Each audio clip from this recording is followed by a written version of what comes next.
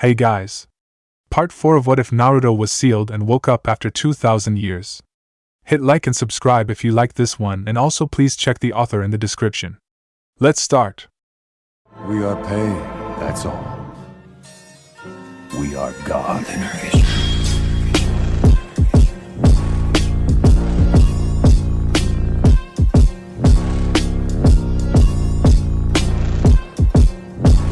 Chapter 12. Back so soon? Location: the Normandy. The ship sailed through space, traveling towards the Citadel. While the ship and its crew were supposed to be on the hunt for Sanin, they had to stop by the galactic capital to pick up a couple of things. The basic reason for this was they needed a new Mako. Apparently, Naruto's driving was worse than Quan Misli's, although some would protest that it was because he was a beginner. They had found an empty planet in a nearby system from where they had rescued Liara and Maya. Once they were in orbit, Naruto and Anderson, who had drawn the short stick for that task. Everyone had agreed that Quan Misli was not going to be participating, landed on the ground in the Mako. And thus began the driving instructions. Needless to say, it didn't end well. For some reason, instead of hitting the brake when he realized that they were about to go off a cliff, Naruto floored it and sent the Mako sailing off the edge, making both the driver and the instructor scream their heads off in the process. They managed to land safely enough, thanks to the ample use of micro-thrusters, but then Naruto had the brilliant idea to drive up the cliff. While he did somehow manage to make it up there, they had to abandon the Mako before it went over the edge again. This time, the vehicle was destroyed as it crashed at the bottom of the cliff. So now, they were off to the Citadel to get a new one. This time around, Naruto wasn't filled with a sense of urgency that had consumed as they went looking for Liara. He was able to keep it under wraps, but it was still there. He was able to relax a little bit. Currently, he was lazing about in his hammock. Mostly everyone else had gone to the mess hall to get food, leaving him with only Ashley. "You sure you don't need any food, Ash?" he asked, looking over at her from his hammock. "I'm fine, sir," she told him as she stood over the guns, checking them. She was methodical in her work, checking and rechecking each weapon before moving on to the next. Once she was done with one of the rifles, she would raise it, check the sighting, and fire once at the nearby sparring droid, which held the appearance of what Naruto could only describe as a wild woman warrior. Apparently, that particular model was based off of a character in a frontier legend and also held her name, Scathach. Once the bullet bounced off the droid's shielding, she put the rifle down and went to work on the next one. While she worked, a thought came to her. Her hands paused, hovering over the gun. As much as she would like to dismiss it, it stayed with her, begging to be said. Finally, she put them down and looked over at the hammock. "Actually, sir, can I ask you a question?" "Sure, what is it?" he asked, raising his head. "I know things are a bit different on the Normandy, but I'm concerned about the aliens. I don't think that they should have full access to the ship," she told him. It was something that bugged her, but something she didn't want to talk about in front of other people. "I mean, we are on the most advanced ship in the Alliance Navy. Personally, I don't think we should be letting them poke around the systems that are vital to the ship." "What's wrong with them?" "They're our allies," he pointed out as he got out of the hammock. His feet barely made a sound as they touched the ground. "I'll be honest, sir. I'm not the first to call the Council races our allies. I think humanity needs to stand up for ourselves, be our own person as it were." "So, you would have us deny them the chance to be allies? That's a little cold-hearted of you, Ash." She quickly threw her hands up. "I'm not saying that, I'm just saying that we shouldn't bet everything we have on them staying allies. If they have to cut us loose in order to save their own skins, they will." "And where exactly did this attitude come from?" he asked. "One doesn't get this kind of attitude just from first impressions. That was usually full-on hatred. What she had was pessimistic." She shrugged slightly. "Probably from the fact that my family has been defending this alliance since it was created. Everyone I know in my family has either served in the military or supported it. I guess you could say that we tend to think of Earth's interests as our own," she admitted, a little embarrassed by the idea. When Naruto heard that, he could only smile. He knew how to make a point in the conversation now. "You know, Ash, odds are that if we had met 2,000 years ago, we would have had this same conversation, just about different people." She blinked confusedly. "I don't follow, sir." "Tell me, Ash. Do you know where Joker is from?" It was a simple enough question, and yet, it was probably a question that would lead to more questions. I think he's from Farum, the frontier's capital, she answered honestly. And where is Dr. Chuck was from? The land of water, I believe. That was a bit of a guess. Dr. Chuck was never actually said where she was from, just vague hints about it. How about Lieutenant Adams, do you know where's he from? The Normandy's chief engineer was apparently happy to have Tali on board and had told Naruto that when he had initially asked about her. He would now often wish that his engineering team was half as smart as she was. They didn't take it as an insult but rather an incentive. I think he's either from Midgard or the Great Jungle, I'm not sure. She didn't know where this was going, and that was not fine with her. Sir, with all due respect, where exactly is this going? Have you paid attention to anything you've just said? The blonde asked her. You've just said that a frontiersman, an elemental, and someone from Midgard or the Great Jungle all share the same living space, and yet, they are not fighting against one another. And yet they did at one point. Well, yes, but that was beside the point. That was over 2,000 years ago, sir. Today is completely different, Ashley objected. Is it? While I might have not been there for the War of Three Flags, I was there for the Fourth Shinobi World War, and that had a similar thing. How are they similar? It didn't make sense to her. The two wars had nothing to do with each other. A blind person would have been able to see that. And yet he stood there, smiling. He caught her. Hook, line, and sinker, Kurama declared, with the rest of the Biju agreeing. They had her now. Before the Fourth Shinobi World War, the only time a hidden village trusted another village was when they were in an alliance. They all united together when Obito threatened them, and when the war ended, they stayed united. They didn't trust each other, and then they stood for each other. The same thing happened in the War of the Three Flags.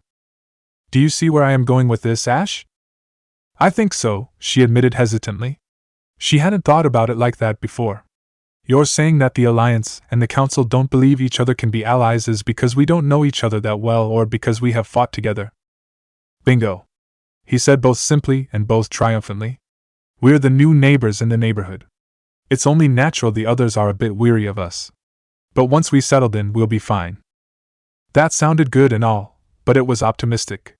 She found it was better to have some pessimism. Then why do some of the other races think that we're slightly better than pond scum? He shrugged.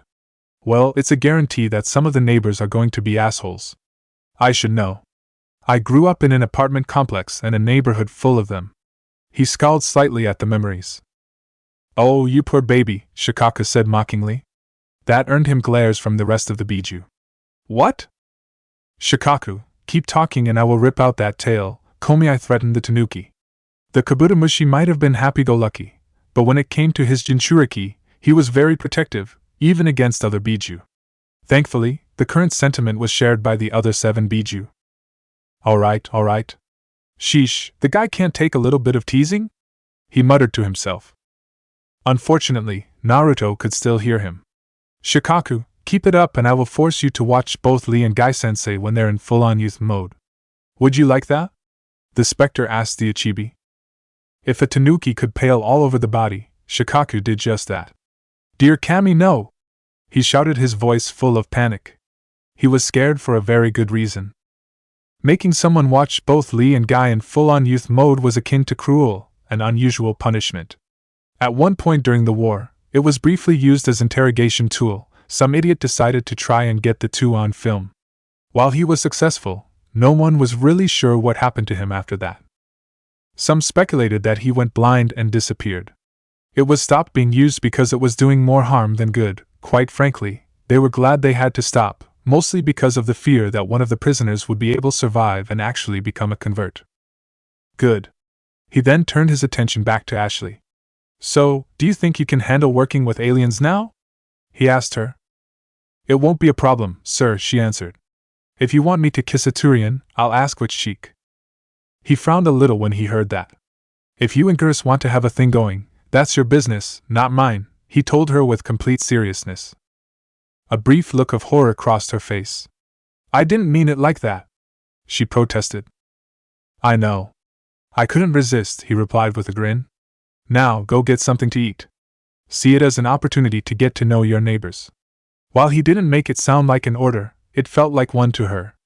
She nodded silently and headed for the elevator, leaving both the guns and the blonde behind. Once he saw that she was gone, Naruto walked back over to the hammock and climbed in. Before Ashley had asked him that question, he was contemplating about whether or not he did the right thing with Maya. 2 days ago, or whatever counts as days in space, he had called into the captain's room for a private discussion. Flashback. You need something, sir? Maya asked as she walked into the room. Right after the meeting the team had where they welcomed her and Liara, the others filled them in on who their commander was. The Down-Under native was surprised by that. She had always thought that he was a myth that had been created by the shinobi. To see him in person and remembering all the stories she had heard about him, and considering what happened to her on them, she felt it was wise to be cautious. Come on in, Maya. I want to talk to you about something. He leaned against the desk, at ease. Unconsciously, she relaxed her stance as well. While Anderson was trying to teach me how to drive the Mako, I told him about you and Liara. When I mentioned the kangaroo you summoned, he asked me to repeat your name. Once we got back to the ship, he gave me an impromptu lesson in pulling up files and then printing them out. He placed a hand on the folder that was by his side. This was a first for him, as the other files he had read had been printed out ahead of time for him. This was the end result. Do you know what it is? No, sir, I don't know. She was lying. She had a pretty good idea of what it was. It's your profile. According to it, you're the heir to the Clayton family, a well-known family both in the Down-Under and on Earth. Your ancestor was one of the Wild Riders, the rebels of the Long War. He also created the contract your family has with the kangaroos. He tapped the file again. It also says that you used to be a former swagman of the 501st, until you abruptly retired and became a park ranger near the Damned Land, cutting off all contacts from your family and friends. Yes, sir, she replied emotionlessly. She knew it would eventually come back to bite her in the ass. She had only hoped that it would have been coming from a former superior or a family member, which she both hoped and dreaded that it would be her father. Are you going to ask me why I did what I did? She wasn't sure if the details were in that file or not, so she decided to play it safe. He pulled his hand away from the file, folding his arms across his chest. I'm sure you have your reasons. But if you don't want to tell me them, I will not object. I asked you to come here so we could discuss your position on this ship. She was confused. My position? He nodded. Yes. I talked it over with Anderson, and we agreed that the Normandy has no room for people who aren't going to pull their own weight. Currently, only you have that problem. He stared directly into her eyes, unrelenting. Now what are we going to do about that?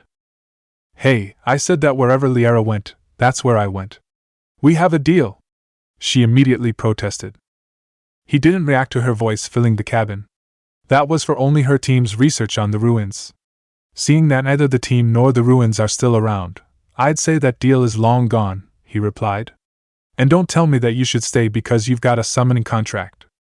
I've got one too. While he may have given up the contract, he was confident that he could find it again. He didn't know the hand seals to reverse summon. She closed her mouth. That had been her reason. What you have me do to stay on? She asked. Simple. I want you to become a swagman again. When he saw that she was confused by his words, he continued. I'm fairly certain that some of the hardasses of the Alliance are going to be all over me for having aliens on board. If they see that I also have humans who are in the military, and know what they're doing, odds are they'll back off. That made sense. She could scoff and call those possible hardasses idiots, but it still made sense. But if I tell them I was a former swagman, won't they believe me instead of seeing me as a civilian? She was reaching, she knew that, but she wanted to stay on the ship. She had a deal and she was planning to stick to it, whether it was considered broken or not. He scoffed when he heard that. One of the many things Sanin beat into my head, people are stupid. They're more likely to believe you're a swagman from what you wear than what you say. Besides, you're still a swagman. No, I'm not, she said stubbornly. She gave up that life when she left. He didn't believe it for a second. Then why were you packing a rifle on them while also wearing armor?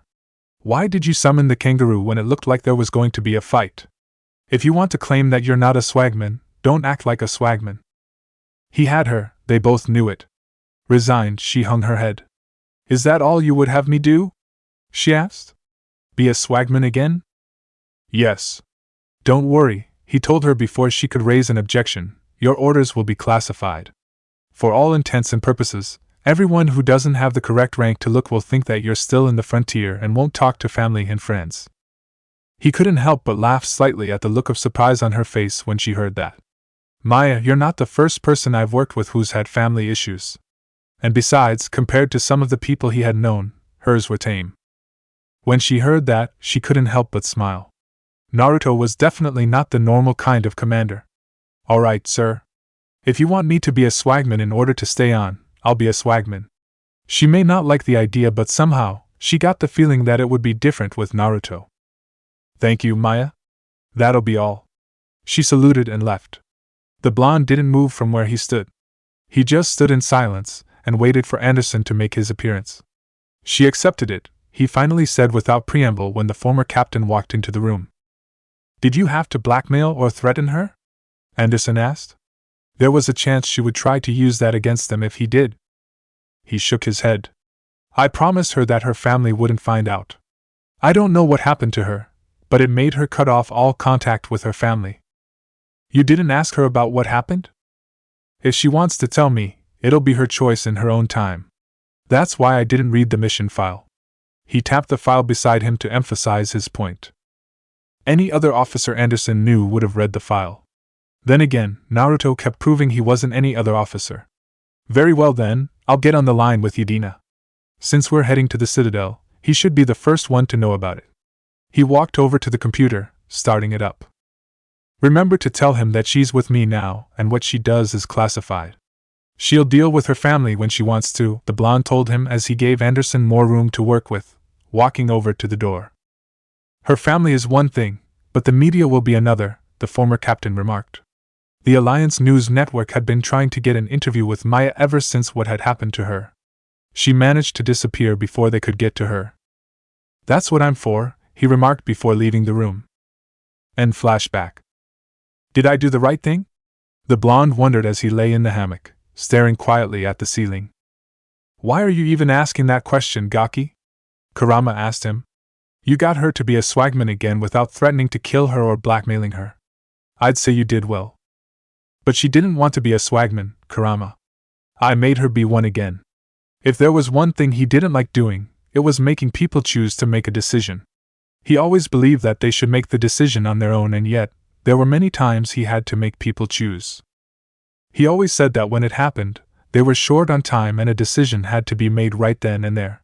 That had been his excuse and he stuck to it. That didn't stop you during the war, and we both know it. The fox had remembered those choices as well.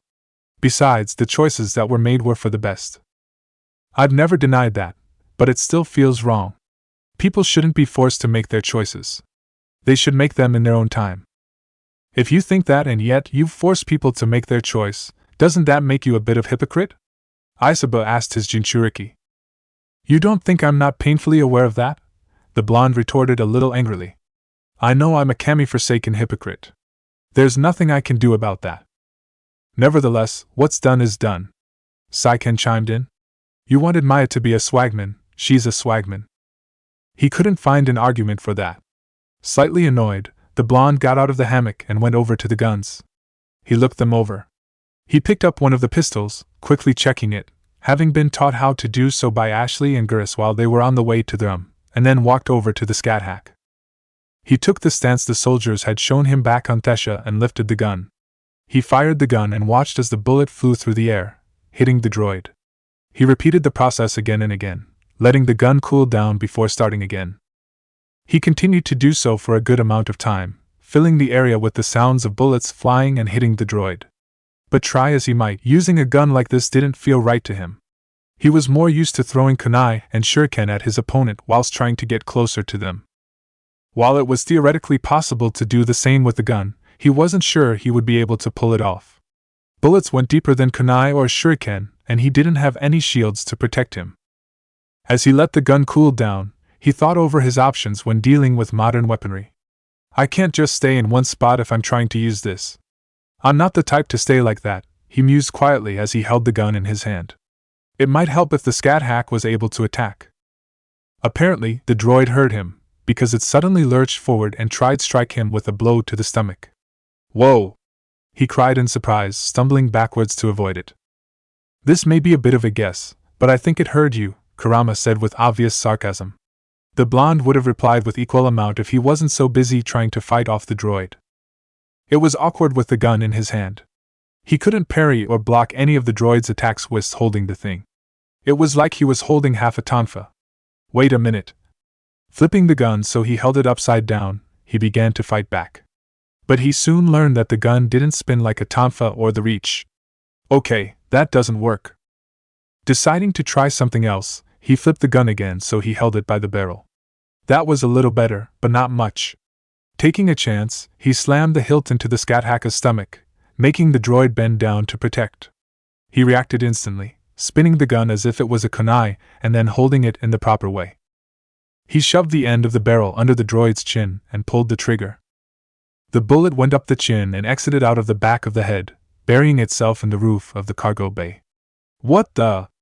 Commander, are you shooting up my ship? Joker demanded from the intercom, having been alerted of the bullet. Not intentionally, Joker, he replied as he stared at the ruined remains of the droid, the head a complete mess. By the way, how hard is it to get a new sparring droid? It's not that hard. Why are you asking? His voice trailed off as he processed the question. Commander, did you destroy the Scat Hack? Not on purpose, the blonde answered sheepishly, unconsciously scratching the back of his head. Suddenly he felt like he was a fresh genin and his friends caught him doing something stupid, again. There was an audible sigh over the intercom. I'll put in the requisition order. You understand that this means we'll be stuck on the Citadel for an extra half hour? I'll let the others know that. The intercom went dead. On the other hand, I may be onto something here, he mused to himself as he looked at the pistol in his hand. Location: Citadel. Tevos waited patiently for Sparatus and Valen to arrive. It was a private meeting between the counselors, one they tried to hold as regularly as they could, which, considering their political roles, usually meant they could go weeks without having one. As usual, she was the first to arrive. Sparatus arrived next and Valen came soon after. They sat in their chairs. The chairs were separated by a coffee table. It was a way of preventing them from trying to attack each other. While that never happened with her meetings, she had heard stories. Valen looked relaxed. Sparatus did not. Are you alright, Sparatus? Tevos asked him. I'm never alright, Tevos, he said. Not when we have this meeting. He had a feeling what the meeting was going to be about. Valen shared the same feeling. He looked over at Tevos. I assume that we all have received the same report? He asked. She nodded. The operation to retrieve Maya Clayton and recruit Liarat Sony was a failure. That's an understatement, Tevos, Sparatus said. If it had been successful, they would have cut it very fine. If Sanin hadn't sent his Geth to retrieve Dr. Sony, the operation would have been a success, she replied. I'm not talking about Sanin. Valen nodded. Sparatus is right, Tevos. Spectre Uzumaki appeared in the system not 2 hours after the ship did. The chances of them getting to the relay without him noticing would have been almost impossible. She did know that. But she also had to consider everything about the operation. It was luck, that's all. From what my contacts in the Alliance, one should never dismiss luck when dealing with Naruto Uzumaki. Both she and Sparatus looked at him. When it came to contacts inside the Alliance, Valen had the most. That was because he didn't try asking about chakra with his contacts. Mostly it was technology, the non-chakra variety, and history. It was thanks to his contacts they got the books about Naruto. What are you saying? Sparatus asked him. He's very lucky? If the stories I've been told are true, he's more than lucky, he replied. Supposedly the Godame Hokage, who was a notorious gambler and infamous in her losing streak, would send him to casinos and gambling dens in order to pay back her debts. Not only would he pay back the debt with his winnings, he would come so close to breaking the house they would chase him out. Apparently, he's been banned from more than 50 casinos because of it. Those could be tall tales. Sparatus, before humanity showed itself to the galaxy, how much of what their history, and what they could do would we have dismissed as tall tales? Neither he nor Tevos had an answer to that, not one they would be willing to share. Valen was right. After the incident at Shanxi, in an effort to bring peace and welcome humanity to the galactic stage, the Council took a tour of Earth. What stood out to them all were two places: the Valley of the End and the Last Lake. According to history, both were the sites of legendary battles which had changed the surrounding land. They might have smiled polite at the first, and quietly dismissed it, if they hadn't seen the before and after pictures of the last lake. What had been a sprawling landscape of forest was devastated, with the central piece being a crater not even a thresher maw could have created. Spiritus took the point without argument. On that point, I believe that we should talk about our newest Spectre. He looked at his fellow counselors. Can we ignore what he did at Thuram? We have to, Tevos said. They're not going to like it. They all knew that. They were given a strict rule when they were formed, she said. If there was going to be any kidnappings, it wasn't to happen where even the smallest of chances someone could find out was possible. It severely limited their chances, but it also kept them out of the limelight. That was essential. Valorn leaned back against the chair. I've had a thought, he said. What if they go after Naruto himself? Spiritus shook his head. No, they wouldn't do that. It was too insane an idea to even work. He's a Spectre, the first human Spectre. If they tried to go after him, they would be discovered. And if that happened, all they hoped to achieve with the group would be for nothing. He knew that. Still, he had to consider the idea. To regards for chakra, there was no doubt in his mind that Naruto Uzumaki was a prime target. His status as a Jinchuriki, as well as the fact he potentially knew many lost jutsu, could be appealing. Also, considering his age and his imprisonment, it is possible that his chakra would be quite different from anyone born in this day and age. Yes, he would be a great catch, if they could get him. But they couldn't. Because it would be too risky. That didn't mean some hot-headed idiot wouldn't try. And there was the opposition they had to think about. By the way, have they reported anything on the other side? Tevos shook her head. I've been told nothing. Same, Spiritus agreed. They all shared a silent look. They weren't blind, deaf, or dumb. They knew their Spectre agents didn't tell them everything that happened. If they didn't hear anything, that didn't mean there wasn't something to be said. The question was if the silence should be concerning or not. Should we do anything about it? Tevos asked her fellow counselors. We can't, Valorn replied. They all knew why. When they learned of the opposition, they had already told their own people that if they were caught, they would be disavowed. That was the gamble they had to run with. There's nothing we can do about them at this time. Perhaps we should discuss other matters. He looked at them inquisitively. Should we return to the subject of Naruto Uzumaki?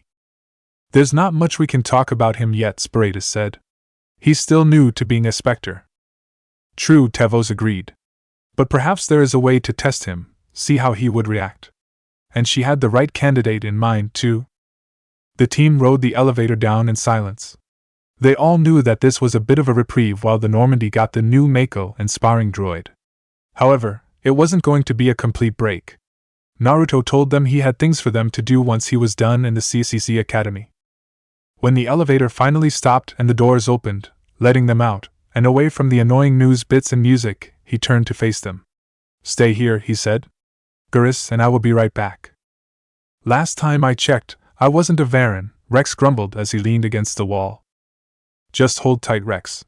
There's something I need you and Quanmusli to do for me, and I need you both here when I tell you, okay? Besides, I'm just getting licenses. It was something the requisition officer aboard the Normandy asked him about. After getting an explanation about what they were and Gurus offering to point him toward the right person in at the academy, he agreed to look into it. As the two of them walked down the stairs that led to the requisition office, Gurus looked over at Naruto. By the way, Commander, I never got the chance to thank you for letting me come aboard the Normandy. I knew it would be better than continuing to work here. He gestured around him. It wasn't a problem. But I would have thought that you missed this place, Naruto replied. He snorted a little at that. I left mostly because of the rules. Here, you're practically buried in them. I mean, if I'm trying to take down a suspect, it shouldn't matter how it's done as long as it's done. The ends justify the mean, huh? He said, mostly to himself. Yeah, I guess you could say that, the Turian agreed. It sounded right to him. He glanced sideways at the Turian. Gurus, does that human history book have a section on a man called Danzo Shimura? That sounded vaguely familiar. I think that was in the next chapter. He must have read that in the table of contents. He wasn't one to skip ahead. Be sure to read about him the next time you crack open that book, he told him as they walked into the requisition office. The Turian sitting at the office looked up to see who had walked in. "Hey, Alias," Gurus greeted him with a small wave. "Gurus," the Turian greeted in return. When he saw Naruto, he started typing. "Commander Naruto Uzumaki, Alliance Military." "That's me." He wasn't going to ask how he knew that, figuring that it had something to do with the computer. "I'm here to get by some supplies." "Sounds good." He began typing again. "Here, let me set you up, whoa." He paused, staring at his computer with some slight disbelief. "This must be a mistake." "What is it?" Gurus asked him. It was rare to see Alias surprised like that. The last time the academy had to go into lockdown because someone was dumb enough to try and hack the system. "The system's telling me to offer you our select stock, Spectre?" he asked, looking at Naruto, his disbelief obvious. "That's me," the blonde replied easily. "Well, I'd heard about that, but I didn't realize it was you." "Sorry, Commander," he apologized. "It's not a problem. Just show me what you got." The Turian nodded and pressed a button on his screen. A large screen appeared in front of the two, showing what the select stock had. While Gurus looked at the weapons there, almost drooling at the selection, Naruto didn't. Raising his hand and gingerly placing his finger on the screen, he began to slowly scroll down. He ignored the weapons. Despite the idea he had, he still needed to work it all out, and looked for the licenses that he had been told about. He only found 2, but that was enough for now. He selected them and pressed the buy button. "So these licenses will be sent to the Normandy, right?" he asked Alias. "They've already been sent to your requisitions officer," the Turian answered. "So it was as simple as that. Thank you." He turned around and walked up the stairs. He stopped when he realized he was walking alone. "Gurus." The Turian turned his view away from the screen. "Yeah?" The expectant look said it all. He gave one more look at the screen. He couldn't buy anything on it unless he had Naruto there. Coming. Once he caught up to the human, they continued up the stairs. "So you don't regret leaving CCC?" Naruto asked his teammate. "I did hate leaving," he admitted. "But the procedures and protocols were starting to wear down on me. It wasn't so bad at the beginning, but as I rose in rank, more and more red tape was heaped on me. That's why I left. I wanted to see how things are done off of the Citadel, and away from CCC. Maybe I'll be able to do things my way for a change," he wondered aloud. Naruto stopped right there on the steps and looked at him. He didn't like what he just heard. "Let's get one thing straight here, Gurus. There is no your way, just as there is no Rex's way, Tali's way, Liara's way, or even my way. We are not here to get the mission done fast, we're here to do it right. That is the only way, got it?" "Yes, I understand completely," he answered, quickly and honestly. If he was honest, the change in the blonde had terrified him. One moment, Naruto was a kind and easygoing man who was trying to figure out how the modern world. The next, he was a battle-hardened shinobi who could put fear into your heart just by looking at you. Gurus had no doubt that if you pissed him off while he was like that, you were a very dead person. "But I didn't mean it like that." "I know you didn't, but I had to make sure," the blonde replied, losing the intense stare/glare he shot Gurus. "You understand, right?" "Yeah, I do." They got back to the main floor and were about to head over to their group when a human walked up to them and stopped. "Can we help you, sir?" Gurus asked him. He was staring at Naruto with shock and reverence. The combination made him realize what the human was. Oh no. "So it is true," the man said to himself as he stared at Naruto. "The Holy One has returned to us." That set off warning bells to everyone who had heard him. However, Naruto was a bit confused by what the man was saying. "Is there something that you need?" he asked the man. "The Holy One asked me if I need anything," the man repeated before falling to ground and bowed his head. "I'm unworthy of such a thing," he cried out, making the rest of the people there stop and look over at them. "Please, Holy One, tell this unworthy man that it is time for the war to begin." The silence that engulfed everyone there was palpable. All the aliens were tense along with the majority of the humans. Some of them looked expectantly. "Why do I have the bad feeling that question just put me in no man's land?" Naruto silently asked himself. "Probably because that guy is a member of the Church of the Nine, aka the Church of Us," Gyurki remarked with disdain. Naruto had read about the church when he sent his clones into the library. thus allowing the Biju to know about them.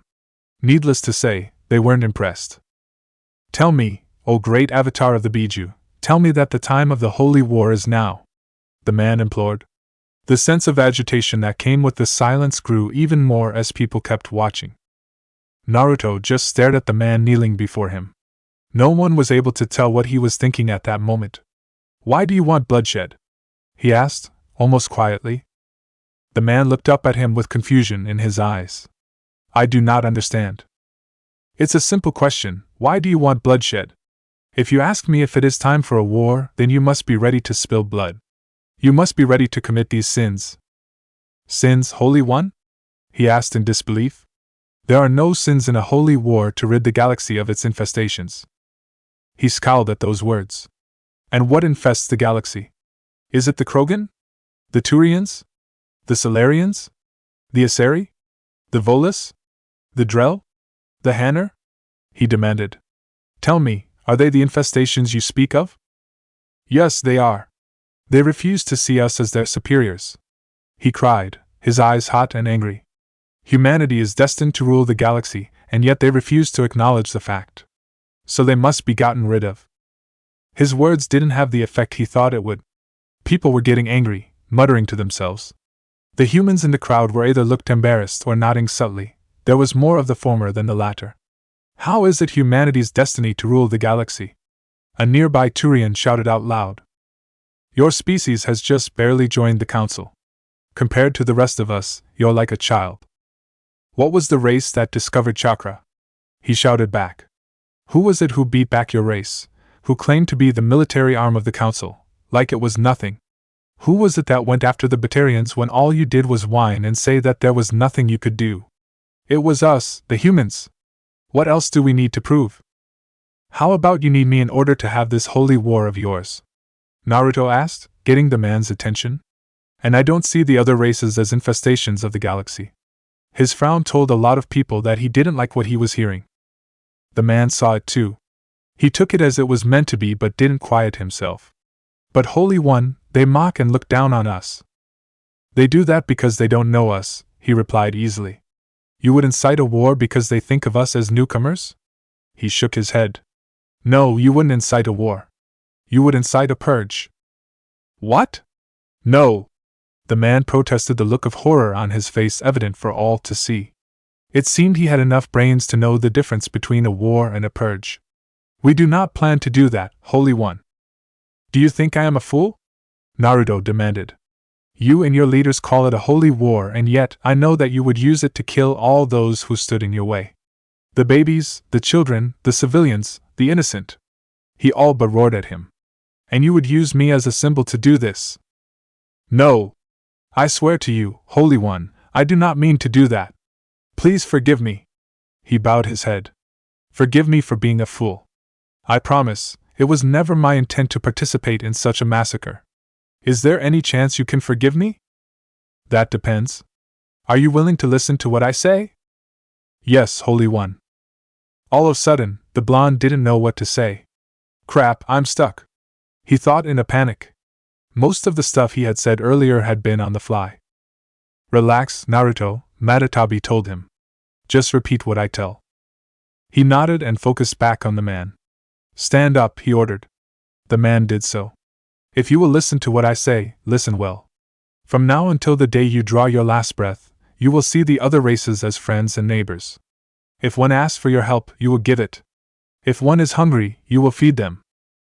If one is in need of shelter, you will take them into your home. You will not refuse a single one, and you shall help them as you would help your fellow human, just as you would help a fellow traveler on the road. So it is said, so shall it be done, the man said, bowing his head. I accept your commands, Holy One. He raised his head and walked away. The crowd that surrounded them dispersed, the people going back to their business. As he and Gers walked back to the team, they couldn't help but stare at the blonde. What? He asked. Nothing, sir, Ashley told him. Just surprised by what we saw. She had read about what he could do when he spoke, but seeing it was something else. Just remember, you and I had a similar conversation. She kept silent but nodded in acknowledgement. He looked at his team. All right, people, I've got a couple of errands for you all. Guris, I need you and Quan Misli to take Tali weapons shopping. She needs something more than that pistol. I know a place where we'll get good prices, Guris said. Quan Misli just nodded in silence. Tali didn't say anything. She was proud of her skirmisher, but Naruto was right, she did need a different gun. Rex will take Liara and get her suited up. She'll need a decent set of armor and weapons for the future. He saw Liara's look of confusion and smiled. Did you think I was going to leave you on the ship? Guess not, she offered. She hadn't really thought about it. Then again, her life had taken an unexpected turn recently. You'll be fine, Rex told her. I know a place too. She smiled gratefully in return. Maya, I want you to head to the embassies and talk to Ambassador Udina. Kaden and Ashley, I want you to go with her and make sure she gets what she went for. The three of them nodded in acknowledgement, although Maya looked somewhat worried, making him feel a little awful for what he made her do. Remember to be back to the Normandy by the instructed time. That's all.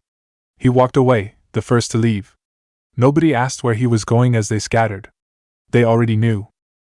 He sat in the chair, staring at Nihilus. He was in Huerta Memorial Hospital, had been since they brought him back from Eden Prime. Staring at the comatose Turian, he looked almost defenseless to Naruto. I found Benezia's daughter and convinced her to help out my team, the blonde said. Maybe it'll give us an edge, maybe it won't.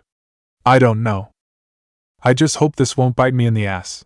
He shook his head slightly. There's a lot that could come back to bite me in the ass. A lot of it is not just from being a Spectre. I wonder how you cope with it.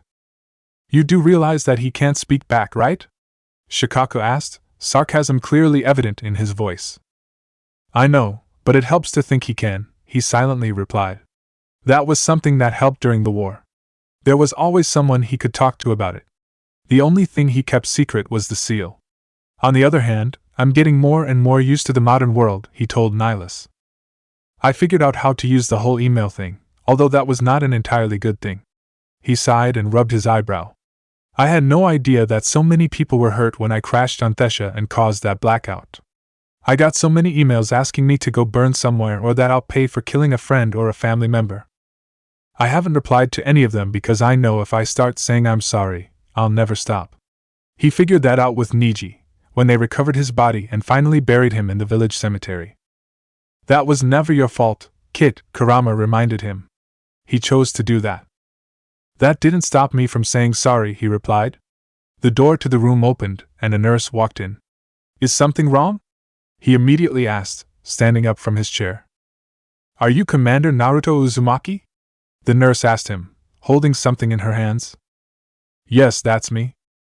This is for you. She held what was in her hands out for him to grab. It was a letter.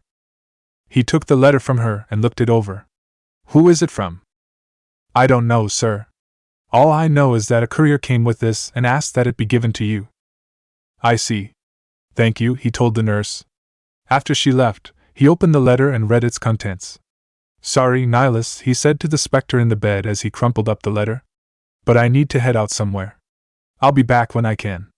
He walked over to the window and opened it. Holding the crumpled letter in his hands, he set it aflame with a small jutsu Sasuke had shown him, albeit several times. Once he was sure it was lit, he threw it out the window. As it fell through the air, he walked out of the room. Where are we going? Liara asked as she followed Rex. We're getting you weapons, he reminded. She knew that. That wasn't what she had a problem with.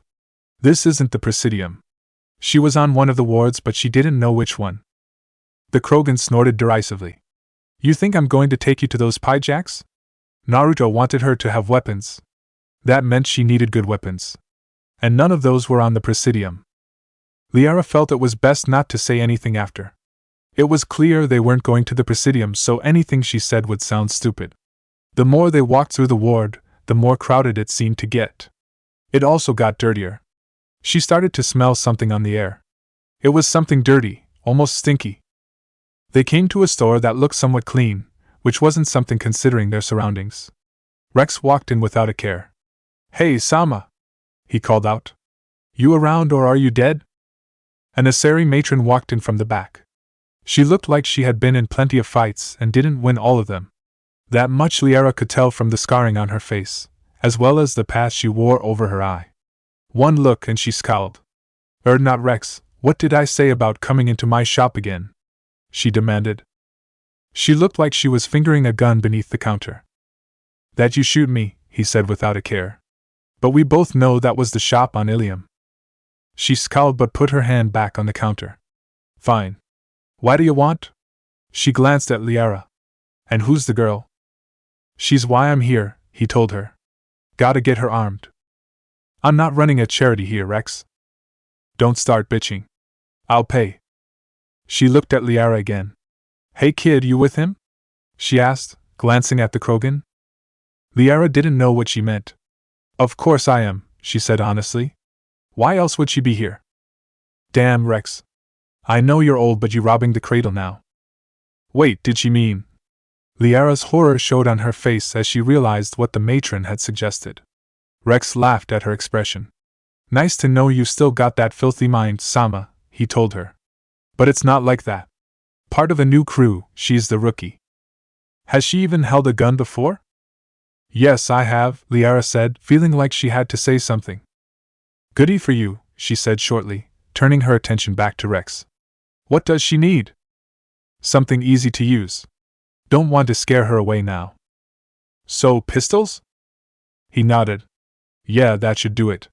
Maybe even throw in a SMG." She looked at Liara again. "A submachine gun? Her? Can't keep her on pistols always." An SMG would be just enough different for Liara. Once she got used to it, then she could figure out what she liked. Sama didn't care so long as someone was paying. "You," she said, pointing at Liara, "get over here." She did as she was told, feeling a little unsure. As she stood before the counter, she noticed there were no guns for her to choose. Shouldn't I see the options?" she asked. The matron scoffed. "You think I'd let you choose the weapon? Do you think I'm an idiot?" "I just stand there like a moron and don't do anything." 20 minutes later, Liara walked out of the store, newly armed but more than a little scared. She looked over at Rex. "What just happened?" she asked him. "You got some new gear," he said shortly. "No, something else happened." She knew that for a certainty. "That woman chewed me out like I slept with her daughter." Rex rolled his eyes. "Were you expecting her to be nice?"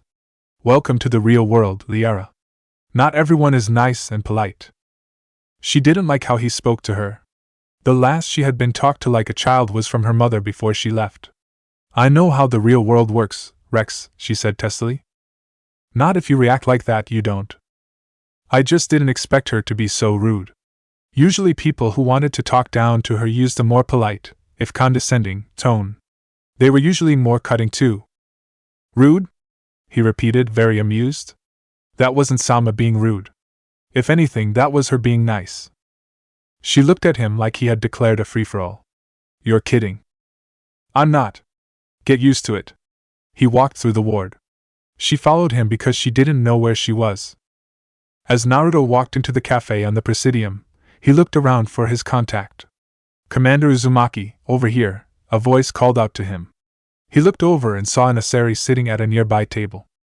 She was pretty, but all Asari were pretty, so the description didn't really help, and wore a dress of red and white that she seemed to wear comfortably.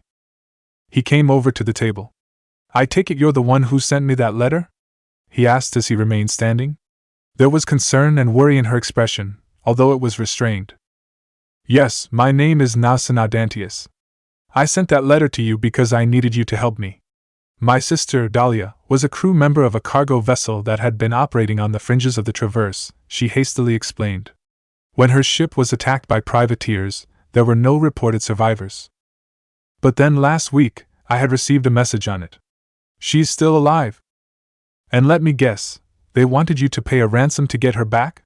He had been given a few missions that had that kind of problem. She nodded. "My sister must have told them who she was. She and I belong to a very wealthy family, Commander.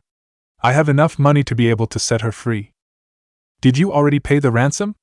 If she said she had enough money, she would have sent the money. She probably did it without thinking. "Yes, I did. I sent it to the account they specified. But they haven't released Dahlia and I haven't from them since." She sighed heavily, practically embarrassed. I made a bad move, Commander. I'm a diplomatic emissary. The law requires me to report any extortion attempts to CSEC immediately.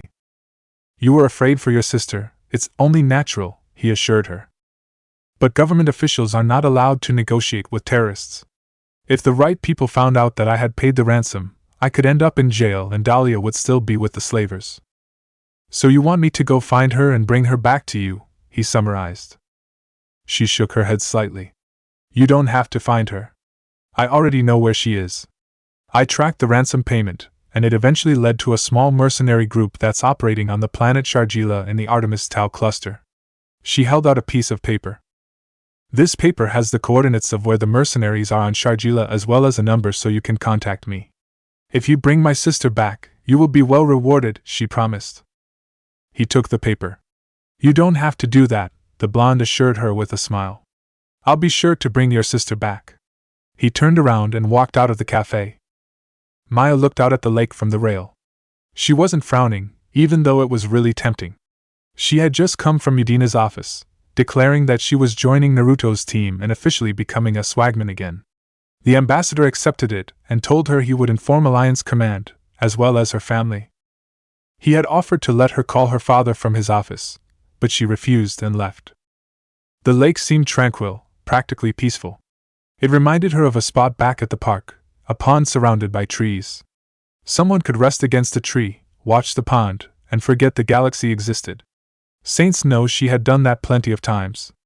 Wonder if there's any fish down there, she thought. Probably not. There's some law about it. The council didn't want someone mucking up the Presidium by publicly fishing. Her eyes looked up at the sky, or what passed for a sky on the Presidium. After spending years on planets, that bright screen didn't really work for her. If she looked closer, she could see the screen itself. As she looked up, she noticed something odd up there. It was like a shadow was moving. That was how Caden and Ashley found her. Something up, Maya? Caden asked, stepping up beside her.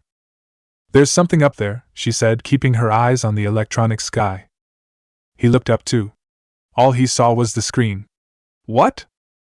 I don't know. Ashley glanced up. She didn't see anything. You sure you're not paranoid? She asked Maya. You ever heard what the final test of a Swagman is? No. She pushed back from the rail. We're kidnapped and left stranded in the wilds. We're supposed to find our way back to civilization by our own means in 2 weeks. That sounded harsh. What happens if you don't make it in 2 weeks? The general assumption is that you're dead. Those who graduated were usually 7/10 THS of those who made it to the final exam. The wilderness does its best to try kill you. Being paranoid is a part of survival. And survival was the key essential to being a Swagman. Besides, she had survived worse than the rough lands. Neither Ashley nor Caden could say anything to that. They were vaguely that Swagman training could be brutal, but only like any other specialty training could be brutal. They never had of the details. So they couldn't say anything about it. So what's up there? Ashley asked here, looking up back at the sky. Maya looked up again. Dunno. Whatever it was, it's gone. She looked back at them. Let's head back to the ship. There was nothing else they had to do on the Citadel. The unit watched its charge's teammates as they left. The one designated Maya Swagman had been looking its direction, even though it had been hidden well. That was to be expected. Swagmen were known for their observation skills. It was a risk following Maya Swagman because of her skill set. But the unit had to. Termination units had been sent after her. The unit went after them, eliminating them before they were able to take their shots. This was to be expected. Damage aimed at its charge could also be aimed at his teammates. The unit did not question why this was so. All it knew was that protection of the charge was priority 1. That included the teammates and the ship's crew. As it watched the 3 leave, it scanned the Citadel for additional dangers. Termination units were found heading towards Gurusturian's group. It changed course and headed for their location. As Naruto walked out of the elevator and towards the Normandy, he noticed that Anderson was standing by the hatch. Anderson, is everyone on board? He asked his technical advisor and teacher. Mostly everyone, he answered. When everyone does get back, we're heading to the Artemis Tau cluster. Anderson gave him a curious look, so he explained. Someone asked me to rescue her sister. According to her, the people who have her are hiding on the planet Sharjila. Anderson frowned, thinking over the location of that planet. That's in the Macedon system, he said, mostly to himself. Yep, that's where we're going, the blonde replied easily. Is the new Mako aboard? Yes, and so is the new Scat Hack. They told me that the new Mako is a slightly bigger version that can hold 10 people inside. You and your team will all be able to sit in it, and have one more passenger. But we'll still have that damned crash seat, won't we? He sounded annoyed when he spoke those words. Even though he had only sat in the crash seat one time, he never wanted to sit in it again. Yes. But look at it this way, Naruto. Now you won't have to sit in it. He brightened up at that sentence. Yeah, you're right. I don't have to sit in that kami-forsaken chair. I can make Quan Misli sit there. That was something to look forward the next time they had to use the Mako, which would probably be soon. Once everyone back on the ship and they had left the Citadel, Naruto called an impromptu meeting at the mess table. He preferred it there instead of the calm room. It was less formal. So why are we heading to the Macedon system? Liara asked from her chair. He nodded. We're heading to Sharjila for a rescue mission. A lady named Nazana Dantius said that her sister, Dahlia, was captured. Nazana was later contacted for a ransom. She paid it, but they hadn't released Dahlia or contacted her again. And since she wasn't supposed to pay that ransom, she'll be in trouble if it's found out. So she contacted you and asked for your help? Ashley finished for him. Yep, that's about it. Why exactly are we doing someone else's dirty work? Rex rumbled. He had come onto this ship to go after Sanin, not go after damsels in distress, as the Earth phrase went. She asked me to help and I planned to do that, the blonde told the Krogan, a note of finality in his voice. Rex just rolled his eyes at that. Naruto, are you sure that's all she wanted from you? Gurus asked him. For some reason, the name Dantius rang a faint bell in the back of his head. There was more to this mission, but he didn't know what it was. Of course, I'm sure. He had been watching Nazana carefully during their brief conversation. As far as he could tell, she was completely honest about what she wanted. She wanted her sister to be freed of her captors and to come back to her. Gaki, be careful, Kurama cautioned him. Remember what Kakashi taught you, always look underneath the underneath. I did, he replied. He was absolutely sure that Nazana wanted her sister to be brought alive and safe. All right, he told the team. Once we get to the planet, I'll have Joker announce it so you'll have time to armor up. Until then, you can do as you please. Dismissed. They all started to raise at that last word, all going about their own business. Just another day on the Normandy. Codex entry, Technology Biotics vs. Chakra. Ever since the introduction of chakra to the galactic community, there has been debate about whether or not it is a serious rival to biotics. When first introduced to the galactic stage, there were claims that chakra was just another form of biotics. However, it was proven false after the two energy readings were compared. Currently, only humans are able to utilize and harness the chakra in their bodies. This is mostly because the Systems Alliance steadfastly refuses to allow any alien race to study the energy, the only thing they have allowed to be shown the energy reading of chakra.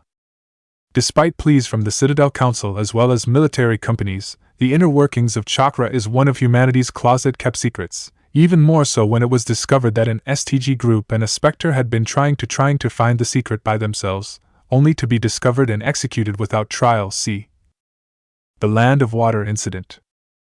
Traditionalists firmly believe that none can best the usage of EZIL or biotics. They used the defense of the mass relays, asking if chakra users could build something like that or if chakra could power a ship. They also point out that chakra itself could send a person flying through the air or towards a miniature black hole created by EZIL. The other side of the debate, those who believe that chakra can rival biotics, which surprisingly has a number of non-humans amongst them, have been able to defend their claim. They have often said that if there was no mass relay in their system and no Prothean ruins on the planet Odin, they would have eventually created an FTL system using chakra. They've also pointed out that even though biotics can send a person flying through the air or towards a black hole, they cannot manipulate the elements themselves. They don't count the blue fire that appears on a biotic user who is readying himself, saying that only shows the biotics charging. And while biotics only focuses on one area, chakra can be applied anywhere. A prime example of this is the ability to walk up walls and across water. To date, No biotic user has been able to do this. But even though some of the council population has sided with the pro-chakra group, the humans have still refused to show the inner workings of the energy. Because of this setback, council scientists have been forced to theorize and speculate about the effects of chakra and, in turn, jutsu. However, they do not blame the humans for the refusal. Instead, they blame the aftermath of the First Contact War for that. As noted Solarian scientist, Morden Solis, said glad war averted, interested about chakra, wished to study more, but sadly humans do not trust us enough to allow further study. Blame them for paranoia? No. Blame that on council heavy-handedness. Chapter 13, Not Close Enough to Home. Location, the Normandy. Naruto stood in the calm room alone. He had been standing there in silence for at least a good 10 minutes. And the reason for that was because he had been tricked. Tricked by Nasad Dantius. They had gotten to Sharjila and found where her sister Dahlia was supposedly being held. Once they had broken down the door, they were immediately engaged in a firefight. While the mercenaries tried to fight back, they weren't prepared for Naruto's kunai and shuriken, or his close combat skills. By the time they were done, the truth had been discovered. So once they left the planet behind, Naruto immediately went to the calm room. He stood there silently so he could focus his anger and not let it loose once he started talking. Joker, patch me through to that number I gave you, he said aloud. Right away, Commander, Joker's voice replied through the intercom. After a moment of silence, a hologram of Nasad appeared before him. Commander Uzumaki, is my sister safe? She immediately asked, for all intents and purposes looking as well as sounding like the concerned sister he had met in the cafe. Only now he didn't buy it. Cut the act, he said shortly. He couldn't believe that he was fooled by it.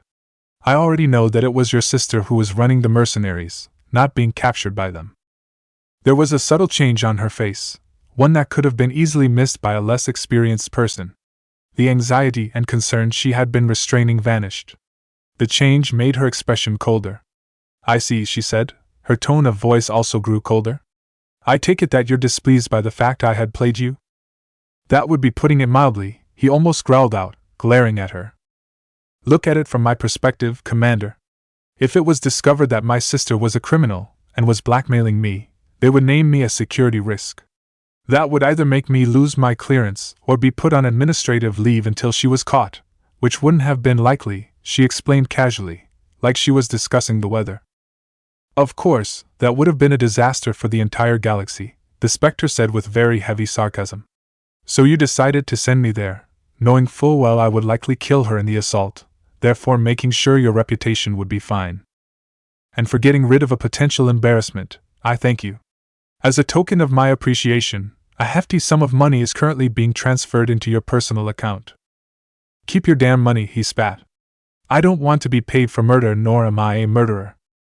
She looked at him like he was a simpleton and deserved her pity. But that's what shinobi are, murderers and mercenaries. Her tone was both mocking and vicious. You and your people are nothing but mercenaries who managed to be rewarded by some lord of yours and were made into an actual form of military. It's actually quite laughable if you think about it. If they had been in the same room, the glare he gave would have killed her 3 times over. Actually, he probably would have just killed her. Don't ever insult the history of the shinobi.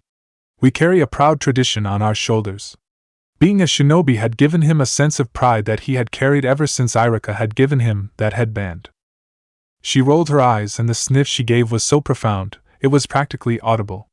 Oh please. Justicars carry a proud tradition. An Asari commando carries a proud tradition. A shinobi, on the other hand, is a glorified mercenary. And that just makes hiring you people a whole lot easier. Naruto paused and looked at her questioningly. What are you talking about? She smirked, and that smirk made him want to punch her. Do you think you're the first shinobi I've hired to take care of some nasty business that would have caused me grief? I'll admit you would be the first to still be affiliated with the Alliance. But other than that, there are plenty of rogue shinobi who are willing to be hired. That didn't surprise him as much as she probably thought it would have. There had been rogue shinobi before he had been sealed away. Some thought hiring them was cheaper than going to a shinobi village. For the most part, that came back to bite them in the ass. During the war, as far as he knew, all the rogue shinobi joined Obito's side, for land and loot. But that was beside the point. He glared up at Nasana's hologram. What exactly is stopping me from reporting all this to your superiors? He had a feeling that what she did wasn't exactly illegal. Her smirk got smugger. If you do, I'll report to your superiors that you took an unauthorized mission to assassinate the sister of a Citadel diplomatic emissary, she explained. But to ensure that you'll keep silent, I'll put you on the preferred client list for a manufacturer of prototype Asari mods. You might be interested in what they have. She lifted her arm and her Omni tool came to life. She tapped a few keys. It just came through, Commander, Joker said over the intercom. You are now on the list for the Armali Council mods. It's been a wonderful experience working with you, Commander Uzumaki, Nasana told the blonde. Is there anything you need to tell me before I go? Yeah, just one, he replied, returning her smug smirk. When exactly did I say that your sister was dead? The confident look she wore as well as the smirk died away and was replaced with a look of shock. You mean? He nodded, his anger fading to his enjoyment. She got a bullet in the leg, which will be safely removed when she seeks medical attention. It gave us enough time to obtain her identity, as well as the fact she was blackmailing you. Normally, I would have left her there to die or killed her myself for enslaving people. The smirk disappeared and he replaced it with a cold anger. However, I disliked being lied to and manipulated even more than that. So I made sure she got to the nearest settlement and made her swear that she won't enslave anyone else again. The shock she wore turned horrified. You let her live. It was the only thing she could say at that point. Yes, I did. So now, if you try to report me to my superiors, try to discredit me, or even try to remove me from that list for prototype weapons, all I would have to do is give your sister one call and your reputation would be torn to shreds, he told her in a casual tone, subtly mocking her own. Nasana finally processed everything she had been told. It all revealed a perfect image. He had done as she asked, only to screw her over. You fucking bastard! She roared at him. He didn't even blink at the insult. My parents were married, thank you, he replied calmly. Besides, you said that you've hired shinobi before. Would have thought you knew the rules concerning us. Rules? She asked in disbelief. What rules? You mercenaries don't have rules. Yes, we do. There's quite a list, actually. But you only need to worry about Rule 1, fuck with a shinobi, expect payback, he said, giving her a savage grin and enjoying every moment of it. She looked like she was about to say, or scream, something when her hologram disappeared. Whoops, looks like we lost the connection, Commander, Joker said over the intercom. He was trying to sound serious, but anyone who knew him also knew that he wasn't. That's a shame, Naruto replied with false disappointment as he walked out of the communication room. I was looking forward to hearing what she had to say. He made his way out of the calm room. Hey, Quan Misley, he said to the hunter sitting at the mess table. She looked up from her meal as he walked past. Sir, could I speak with you for a minute? She said, standing up from her chair. Sure, he said easily, stopping mid-stride. What's on your mind? Sir, I don't feel at ease with how we dealt with the slaver on Sharjila. It was quick and to the point. Would you be talking about the part where I decided to let her live? She nodded. Yes, sir. Of course it is, he thought to himself. He probably surprised everyone when he did that. What else did you expect? Saiken told him. It was obvious that Quan Misley was military through and through. Letting bad guys go just wouldn't sit right with her. He ignored the Biju.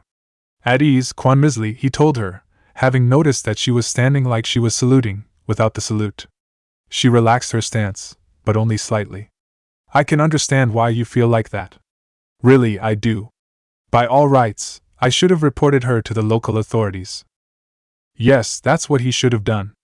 But instead, he made sure that their target knew where the nearest colony on the planet was and gave her enough supplies to reach it. Then why didn't you? Mostly because I don't like being lied to, he answered bluntly. Nasana Dantius used me to get rid of her sister because her precious reputation was at stake. What better way to get back at her than to let her sister live, therefore giving her cause to worry and panic? But what if her sister does try to go back to being a slave? If she didn't have someone to keep watch over her, she could easily slip back into her old habits. If she does, I'll be sure to know. I asked Anderson to send a warning to the region she operates to be on the lookout for any slavers matching her description. If she does start acting up again, I'll be informed. And what will that do? If she decides to be a slaver again, I'll report her to the authorities. Then I'll spill the beans about Nasad to her superiors. It's two birds with one stone. What Quan Misley, or anyone else on the team, knew was that when he took Dahlia outside, he slammed her into the wall, held her by the throat, squeezed her wounded leg, and warned her to not even think about trying to be a slaver again, leaking killing intent with each word he spoke. She had been too locked up in pain and fear to reply. The look in her eyes had been answer enough. Once he let her go, she hobbled away as fast as she could. I see. It kinda made sense to her. If either one of the Asari sisters tried to turn on him, he could easily sink them in return. It was both cunning and vicious. It's a plan worthy of a hunter or a shinobi. He looked her over in silence.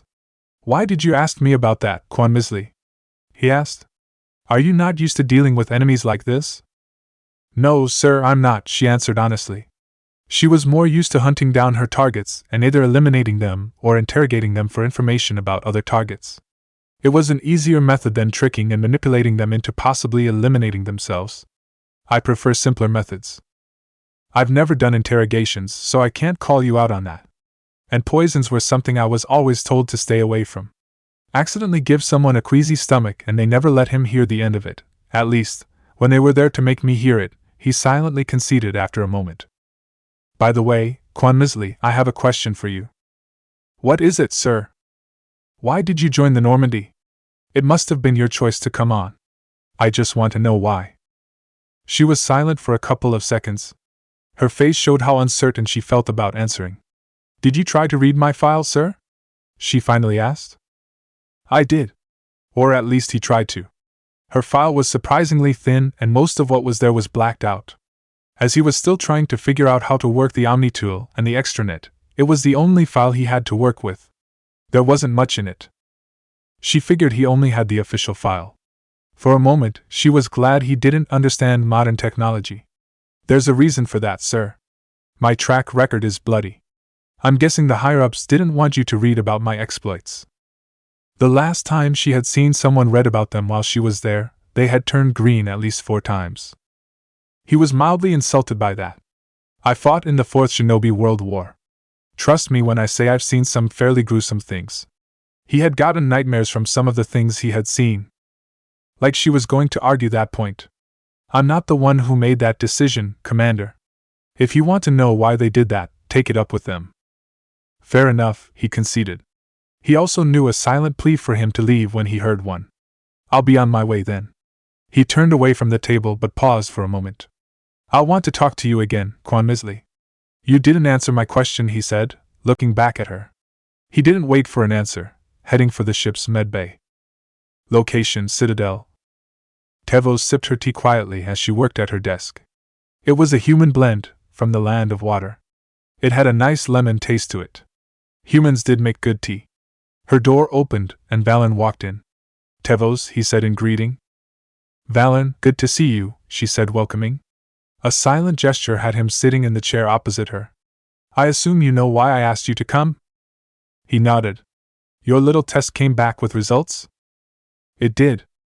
What was the outcome? She put the cup down. It went as expected, which is to say it didn't happen as I expected. Tevos, please. Speak plainly. Naruto Uzumaki found Dahlia Dantius, but instead of killing her, he let her go and threatened her sister with her survival.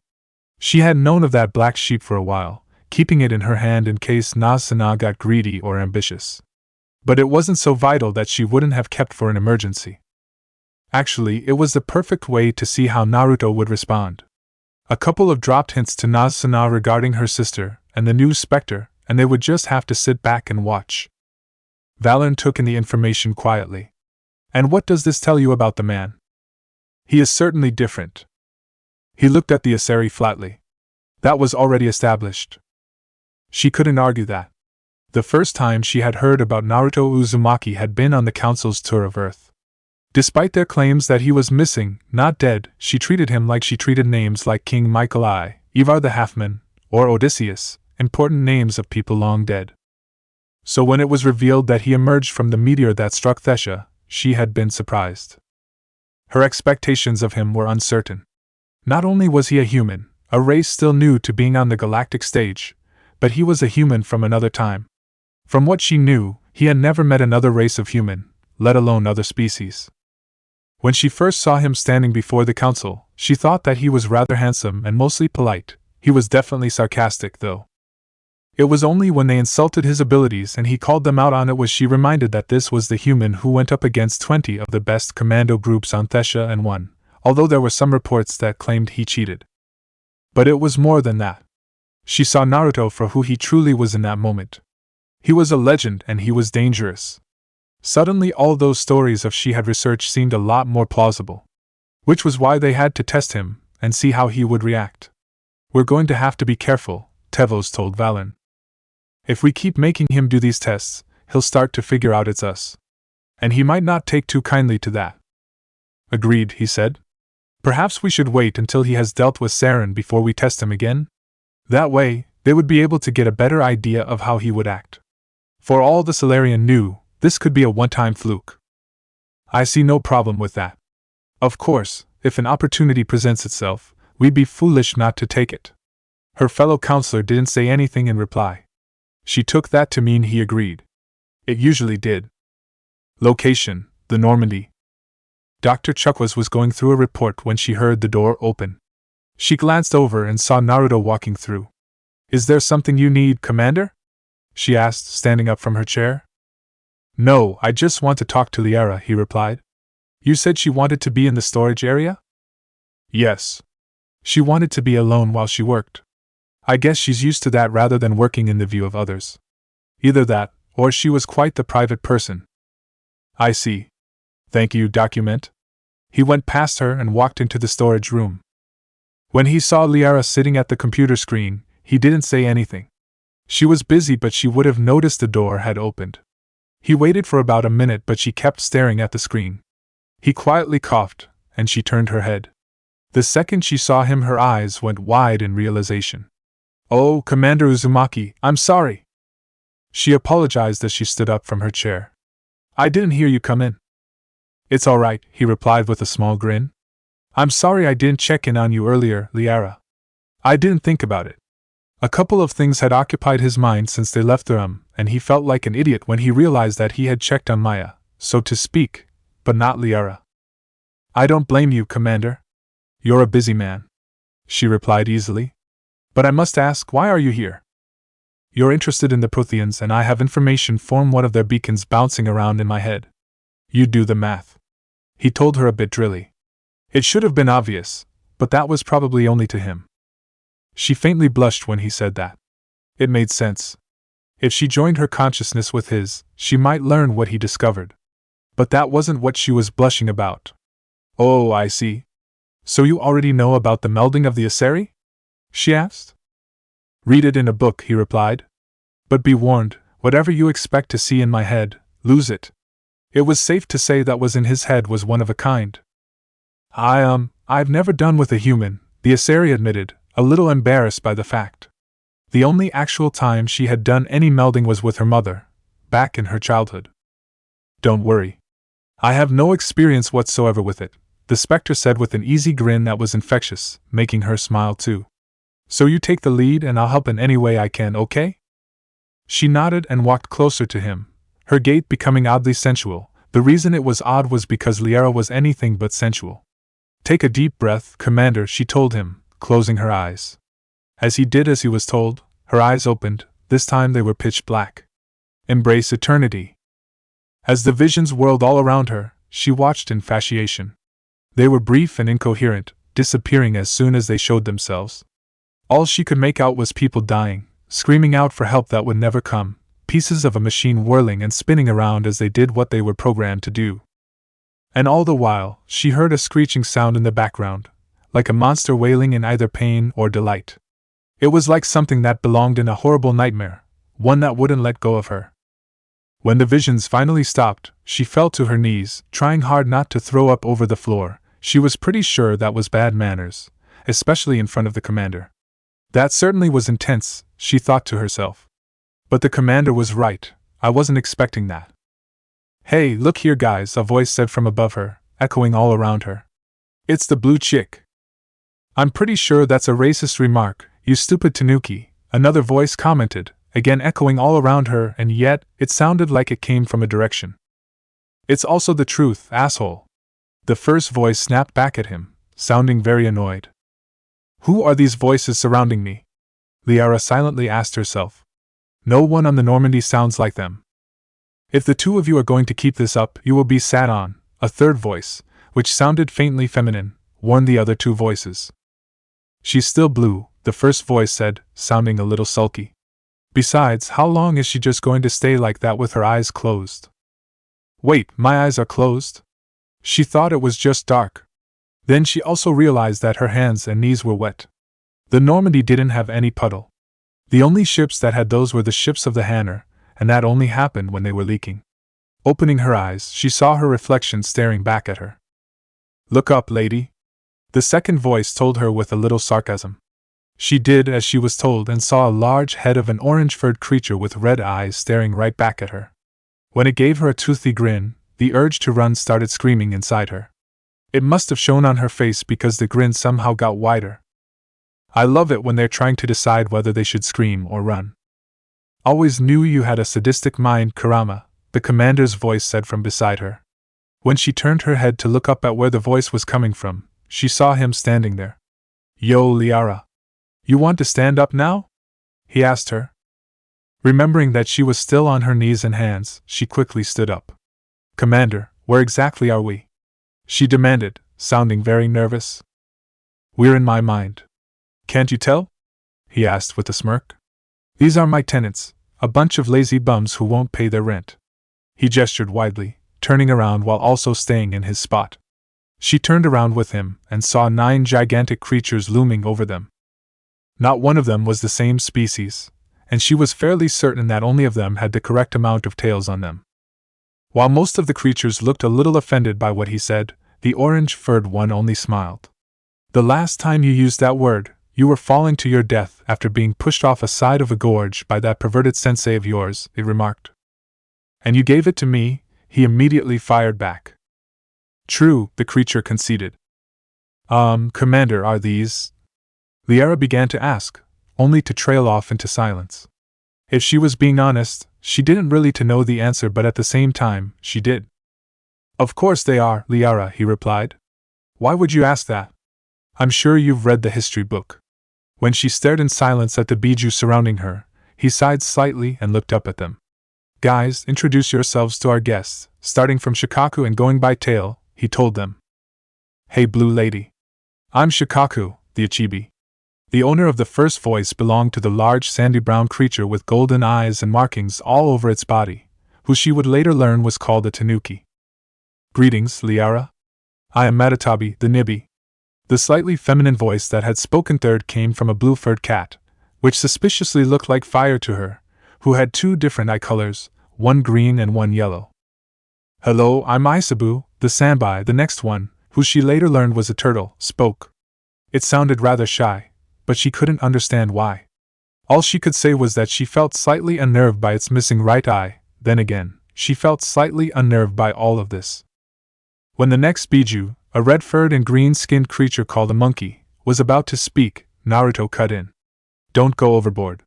Keep it short, he told the creature, somehow making it sound like a command. The bijou looked annoyed when it heard that, although she wasn't sure how. Fine, it growled before looking at her. My name is Son Goku, the Yambi. The other bijou quietly snickered, but she didn't know why. It is nice to meet you, Liara Tsoni. I am Koko, the Gobi, the white creature, who she was fairly certain that it had the wrong kind of head for the rest of its body, that stood next to the aforementioned sun introduced itself. I'm Saiken, the Rokubi, the white slug, even she knew what that kind of earth creature was, said to her, waving a small stubby arm out while the slime coating it glistened. Yo, I'm Komiai, the Nanabai, the blue bug-like creature, at least she thought it was a bug, with 6 wings greeted her with a cheerful voice. Gyuki, the Hachibi, the brown creature, which looked like 2 different kinds of creatures fused together. When she later asked what it was supposed, Naruto answered with an Ushioni, said.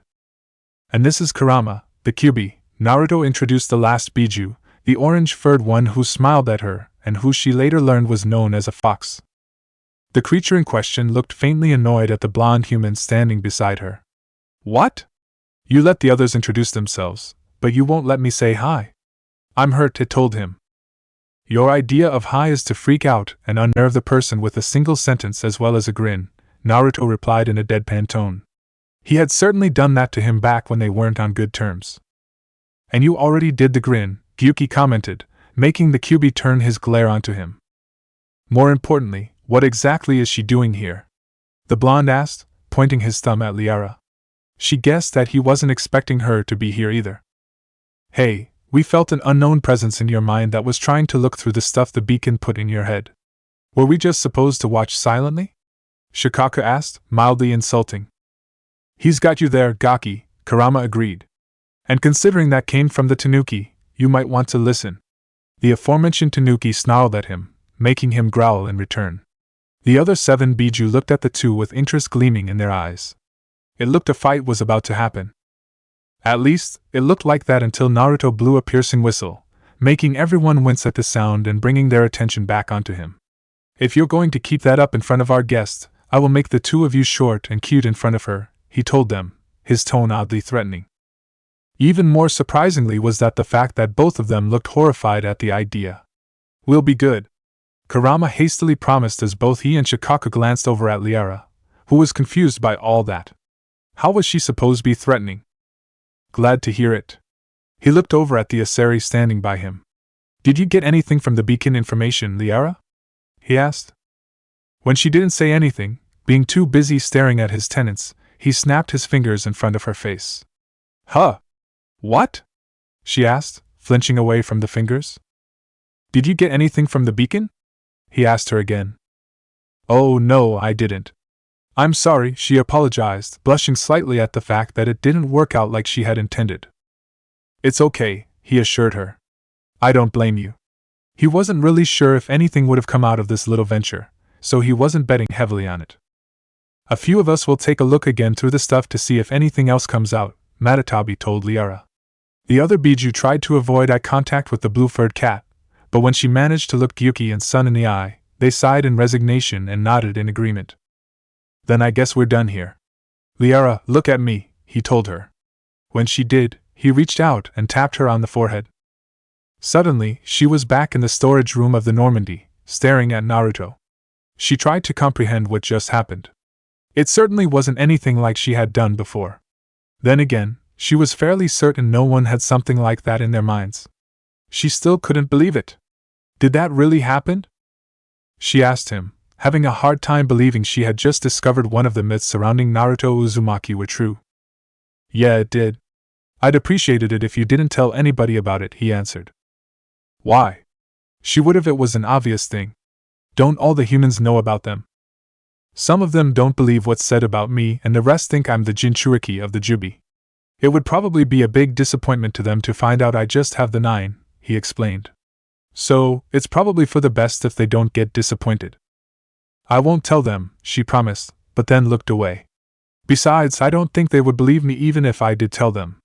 He looked at her, but she didn't return the look. After a couple moments of silence, she spoke again. The crew may not have shown it around you, sir, but they're very weary of me. Why would they be acting like that? He demanded. Try thinking about it, Gaki, Kurama told him with a drop of sarcasm. It's quite obvious if you do. I'm serious here, Fox, he silently replied. He would have thought the crew of the Normandy would have gotten used to Liara by now. So was I, the Kyuubi thought to himself. Liara explained, they still think that because I'm Benizia's daughter, I'm somehow working with Sanin. It was obvious by the way they looked at her, and how the conversation dried up whenever she came into the room. I think the only ones who don't think that is Maya and you. With good reason, you're not Benizia and you're not working with Sanin. You've already told us that, he replied. He felt annoyed the others were still holding that against her. Liara, there's something you can do about it. What? She sounded hopeful as those words were processed in her brain. Ignore them and keep proving them wrong. It was a short answer, he knew that. It was also a good one. But it was obvious that she didn't understand just by the look on her face. I'm sorry? She asked, confusion filling her voice. Don't listen to them, even if they don't say anything when you're near. If you keep proving them wrong, eventually they will stop. But how would I do that? She didn't have too much offer, only her knowledge on the Protheans and her biotics, and that wasn't much either, not compared to Caden or Rex. He didn't see that as a problem. Just keep doing what you do. Remember how you saved both Ashley and Maya by shooting that slaver on the last mission? She had shot the slaver through the chest as soon as she noticed him taking aim at the two humans. She also did it on reflex, with no thinking. Anyone would have done that, she protested. She had just reacted, that was all. It was nothing worth mentioning. But you did it first. You also helped Gurus with by making those two slavers float in the air. The Turian was able to pick them off with his sniper rifle once they were like that, struggling fruitlessly. If you keep that up, everyone will accept you sooner than later. Are you sure about that? He nodded. Trust me, I know from experience. She didn't say anything to that. She was still reading the history books, but she had read enough to know about his childhood. What she had read shocked and disgusted her. Any matron or matriarch worth their biotics would have adopted him in a heartbeat, giving him home and family. Hey, Commander, I've got an urgent message from Alliance Command, Joker announced from the intercom. Thanks, Joker. I'll take it at the map. When the intercom went dead, he looked once more again Liara. I know you're on our side, he told her with a smile. Make sure that the others see the same. I will, Commander, she promised him. But when it looked like he was about to leave, she stopped him. Sir, can I ask you something? You just did. His tone was mirthful, but there was something else to it as well, like he was silently telling her to go on. She was puzzled but kept going. Why did you threaten to make those two BGs short and cute? That doesn't sound like much of a threat. It didn't sound like any threat she had heard, then again, she hadn't really heard a lot of threats. His face grew solemn and serious, like he was about to tell her something that she probably wouldn't like. There are only a few things that truly terrify a Biju. One of them, a truly devastating weapon, is a love for all things cute. She waited for the joking smile to come out. It didn't. You can't be serious, she objected. That sounded completely ridiculous. I am completely serious. I discovered it by accident, and I've kept it handy ever since. Who knew accidentally letting Ino Yamanaka into his mind while he was in the midst of an argument with Karama would reveal it? Still funny as hell, though. And trust me when I tell you that you're definitely a cute lover. What is that supposed to mean? What would you have done if I had made Shikaku and Karama short and cute? He asked back and continued before she could answer. You would probably emit a high-pitched squeal, put them both into a suffocating hug, and gush about how cute they are. When he saw how she blushed and looked away, he knew he was right. Will you tell anyone about it? She asked, embarrassed by the fact that she would do something like that if she saw something cute. It happened a few times before. Her mother always liked to remind her about her first year at the university. Why would I? It's not my place to tell anyone that you like cute things. Now if you'll excuse me, I have to take an urgent message. He turned around and started for the door. Goodbye, Liara, he told her. Goodbye, Commander, she replied. As he made his way up to the galaxy map in the back of the command deck, his 9 tenants were inwardly sweating bullets. Hey, Gaki, were you really going to make us short and cute? Karama asked his host. While the fox and the other Biju had been subjected to a few mental imagines of cute lovers since they woke up, and a few for the QB alone before Naruto was sealed away, it was completely different when an actual user appeared. The mere memory of that Yamanaka woman appearing in the Gaki's mind haunted him. Only if you kept it up, he replied as he started to climb the stairs. You would be wise to remember that next time she has to go digging through my brain. There was only so much mental imaging could do before they got used to it. The threat of an actual cute lover should keep them in line, at least for a while. As he walked onto the command deck, the intercom came to life again. Commander, that message is still waiting, Joker reminded him, his voice sounding a little urgent. I'm at the map, Joker. Send it through, he told the pilot, standing over the galaxy map. As the light of the map died and was replaced with the image of a man familiar to Naruto, he grinned. Hey, Hackit, the blonde said. Commander Naruto, he replied, his tone grave. There is a situation that only you will be able to handle. What happened? He asked, immediately being all business. A 6 on an Alliance training ground has gone rogue. We used it to simulate enemy tactics, and the training ground was being used to test weapons and technology in live-fire action. Right now, the only casualties that have occurred are the 17 from the simulation exercises.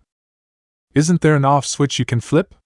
Last time he checked, a 6 had something like that. Granted, it was probably a little more complicated than that, but still. It seemed that Hackit was thinking along the same lines. It's a bit complicated than that. But suffice to say, no, we cannot. That's why we need you to go in. And why are you calling me? Surely there are other units you can call in to deal with this. He was pretty sure Hackit didn't call him just because they knew each other. There were other units closer to Earth he could have contacted. You are correct. However, it would take more than necessary to get those units ready, and any available units nearby are still in training. Also, you would be to handle it quietly and discreetly. It's less of an embarrassment, huh? He asked, stating the obvious. Hackit nodded in agreement. All right, where is this training facility? It's in our home system, around Earth.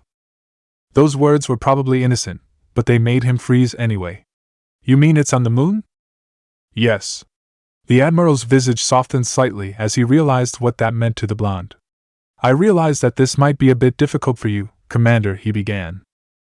This is important, and I'm the only one who can do this, he finished for him. I'll do it. Thank you. One final warning, the 6 controls all of the automated defenses on the grounds. Be careful, hack it out. The image faded away and the galaxy map came back. Everyone on the command deck was silent as they watched him. Most realized that this was probably the first time Earth had even been considered. They wondered he would do what he would say. Finally, he looked slightly up. Joker, how far away are we? He asked aloud. At present speed and course, less than 10 hours, the pilot promptly answered. A screen flickered to life in front of the Spectre, showing the course to him. He trusted his pilot enough to barely glance at the screen. Okay, do it. He turned away from the map and walked to the stairs. 10 hours, he muttered to himself. Well, at least I have time. Time for what? Asked Sun. Time to figure out how to put on that damn armor, he answered with an annoyed growl. No one said anything else about Earth. Location: Citadel. Musashi was being stonewalled. He knew it, and he hated it. Every time he tried to find something about that warehouse and its security, the information was either repetitive or non-existent. There had even been a couple of false leads. If it was supposed to discourage him, it did nothing but fuel him forward. It was why he was currently alone in the bullpen. The next shift was still being briefed, so he had some time alone. He was looking through what information he had, some in hard copy and some on his screen. But he was actually waiting on a call. Things must have gotten this infuriating if he had gone this far. While he had never made an oath about making this call, he certainly never thought he would make it. His Omni tool glowed, alerting him to a call. Hello? He answered. There was no video with the call. He wasn't surprised. What did surprise him was who called him. So, who are you that you tried to call my best man? A cool Asari's voice asked.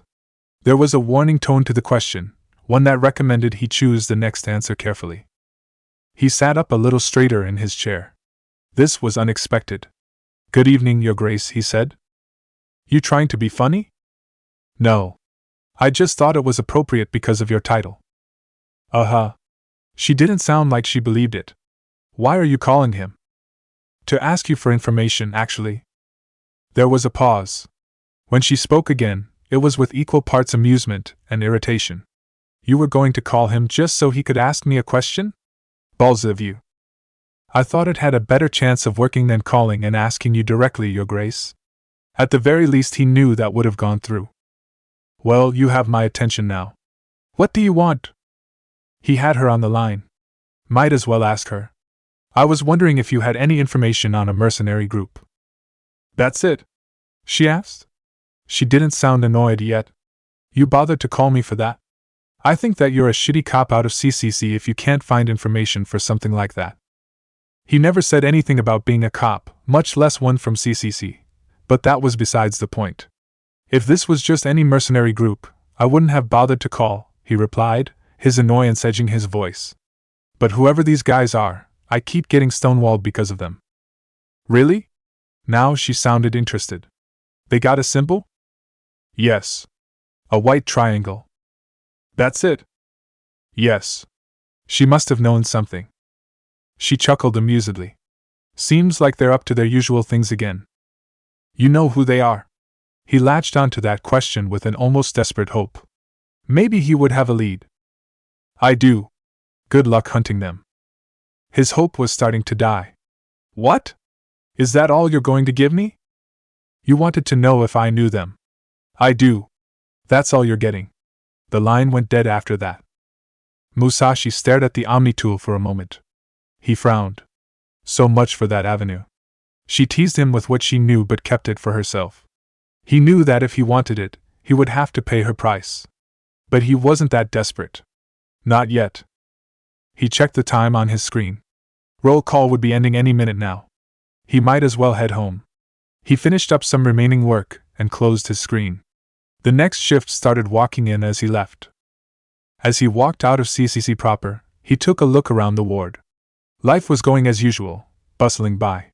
Technically it was supposed to be nighttime now, but with the wards, that could be a guess at times.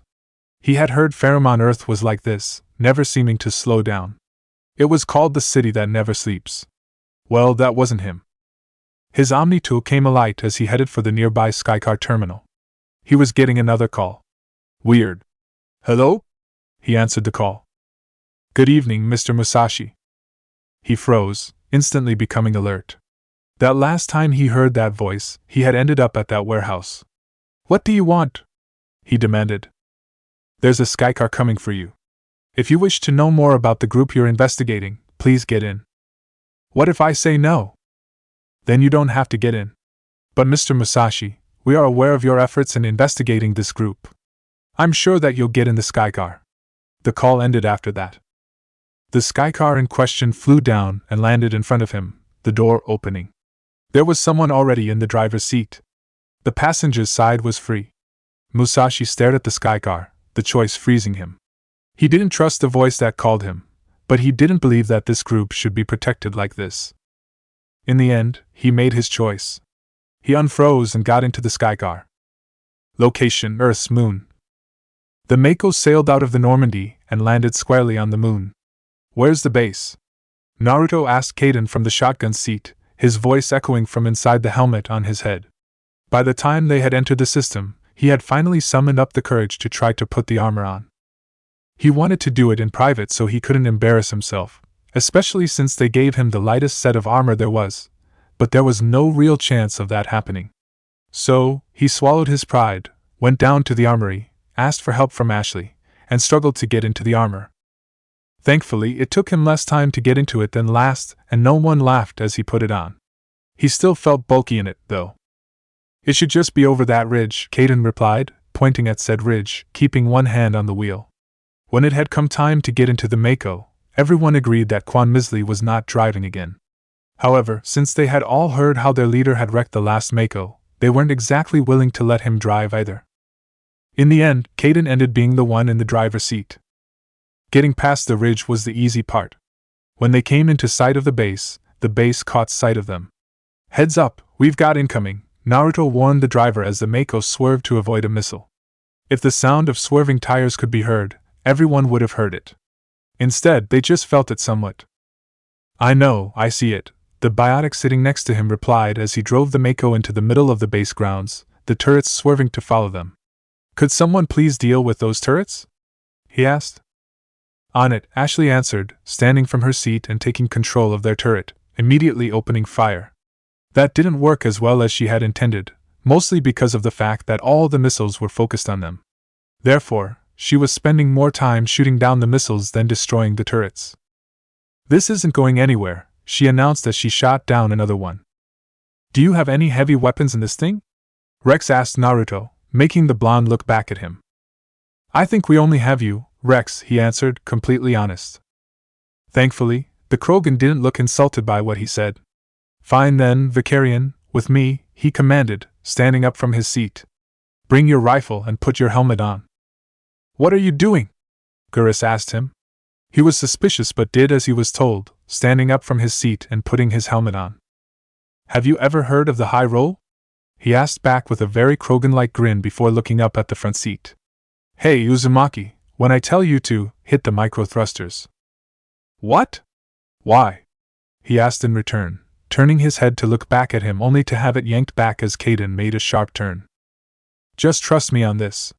He waited a few seconds, taking the time to put his own helmet on, until the rumbling of a missile missing and hitting the ground shook the Mako. Now! He barked. Naruto wasted no time slamming his fist down on the micro thruster button, having been shown which one it was before they flew out of the Normandy.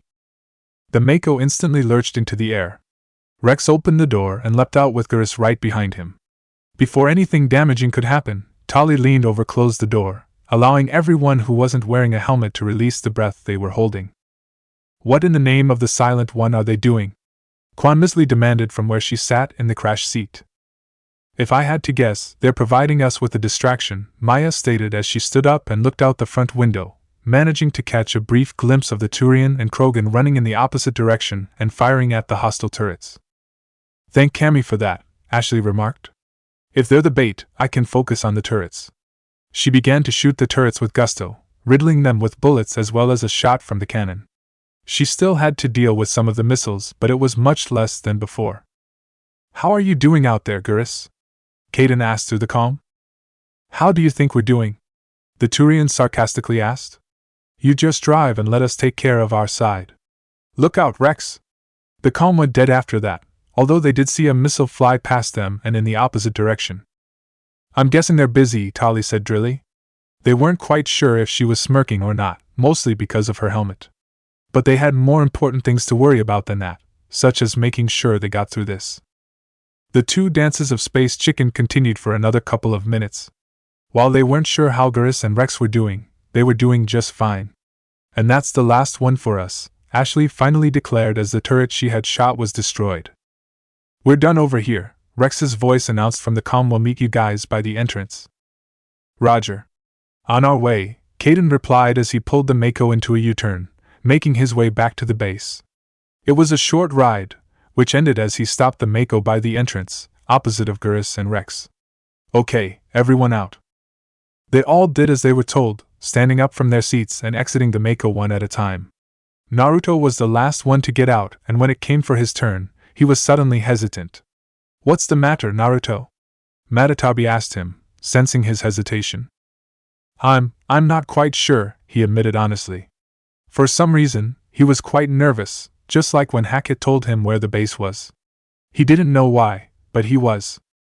Commander, are you coming out? Ashley called from outside the Mako. Yeah, sorry, he called back in response. I'm coming out right now. He took a deep breath and jumped down out of the Mako. He almost stumbled when the gravity of the moon took hold of him, surprised by how much less it was. He took a few steps forward to steady himself, looking down at his feet to make sure he was doing it right. When he was steady, he looked up. He froze, suddenly realizing why he was so nervous. Above him, hanging almost like a tall painting on a distant wall, was Earth. He had never seen it from space before, and he never thought he would. And yet, the planet looked perfect to him at that point. It was at that point he had realized that since he had woken up, he hadn't gone back. It had never crossed his mind until now. He had been focused on trying to find Sanin. It both shamed and embarrassed him that he hadn't thought about it until now. Odds are, if his friends had still been around, they would have berated him for that. Probably a few of them would have ordered him to come by as soon as he could, if not right away. Commander? Spoke Liara, snapping him out of his silence. Is everything okay? She had never seen the blonde so quiet. It made him seem older than he was. Everything's fine, Liara, he assured her. It's just been a long time since I've even seen Earth. Complete and utter understatement, Kurama declared with a snort, although there was a soft undertone to it as well. It had been just as long for him and the other Bijus since they last looked at the planet they had come from. Do you want a few minutes, sir? Ashley asked him, concern in her voice. Everyone stood around him in silence, waiting for him to do something. While he did indeed want those minutes, he knew it wasn't the time for it. Thanks, Ash. But we've got a job to do. And that's mean we have to get inside the base. He took a look at it, examining the details. The place was low and squat. But it was huge and built to be defended. The missile turrets kinda tipped him off about that part. He briefly laid a hand on the pistol at his waist. Anderson had nagged him enough to grab one, and looked at his team. "Let's move it," he ordered, sounding more like his old self and making his way to the entrance. As he walked, he brought his focus on point. Time to play the game.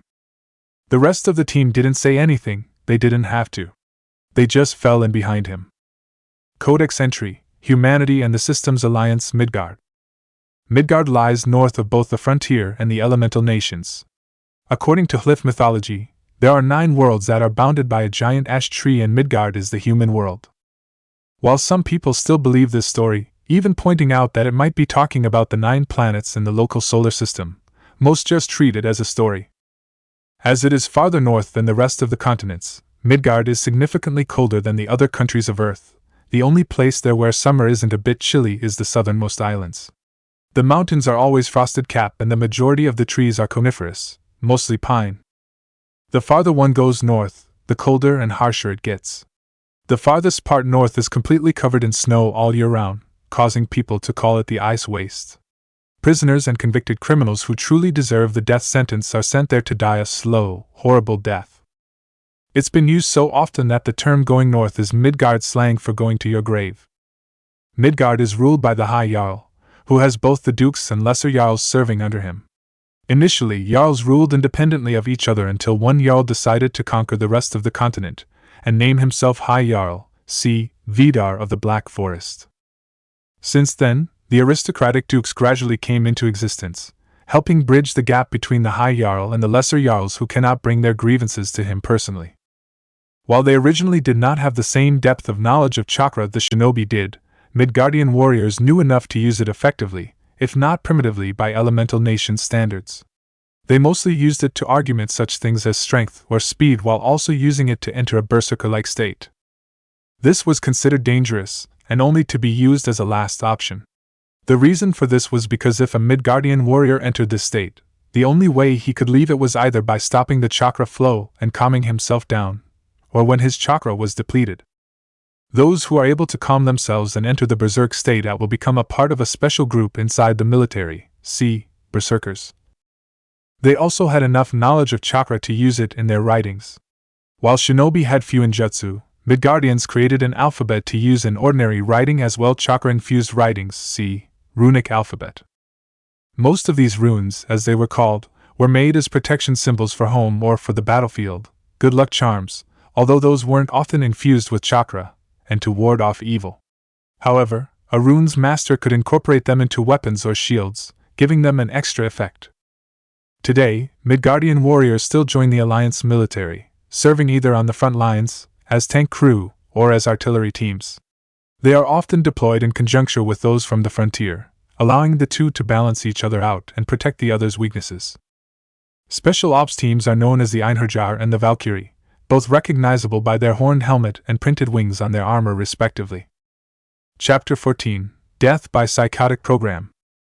Location: Earth's moon. The first thing that they saw coming into the building was a lobby that was filled with wounded soldiers and frightened civilians. Any kind of talking faded away as they took in the newcomers, their eyes filled with curiosity, nervousness, and fear.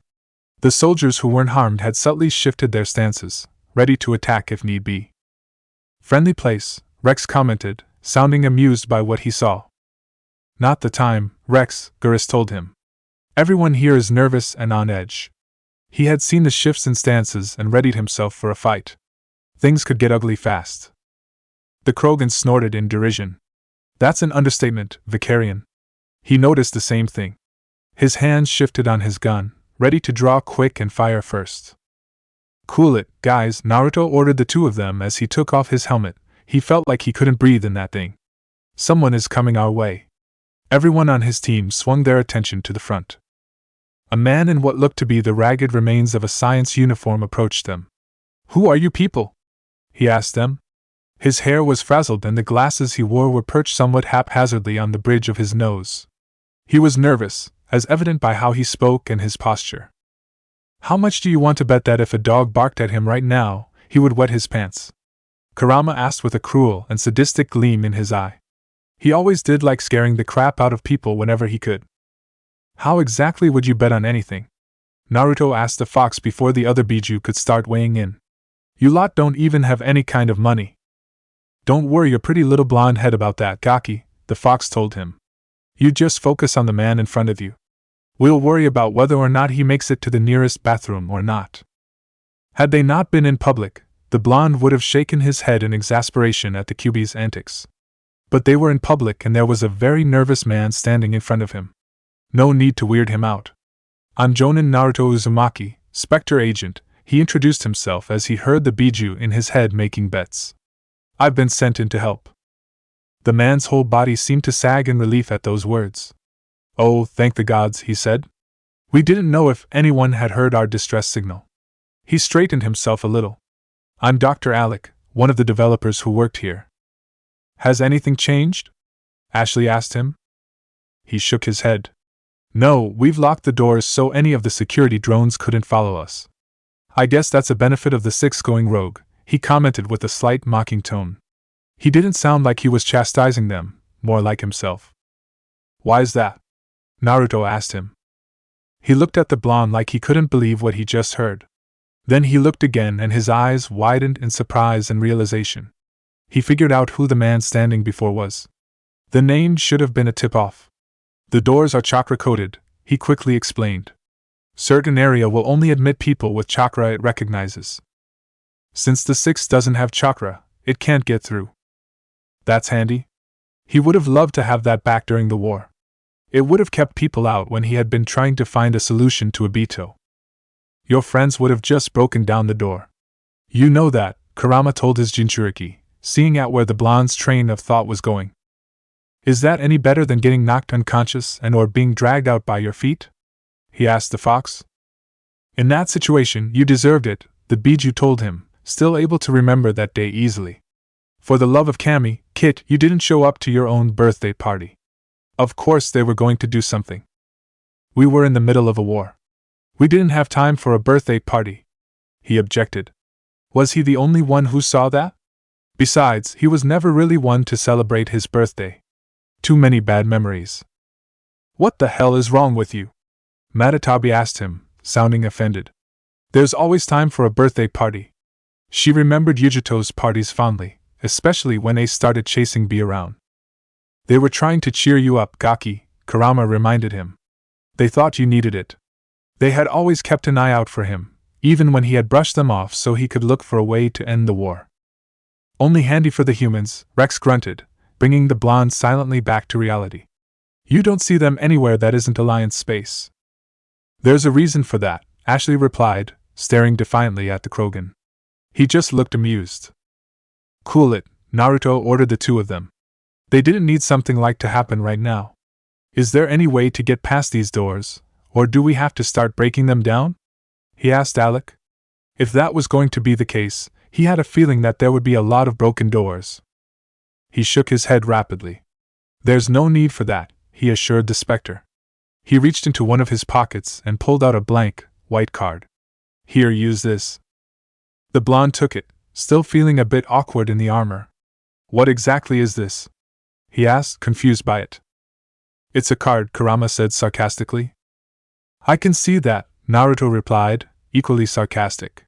It was a small card made of plastic that fit easily into his hand. But aside from that, there was nothing on it.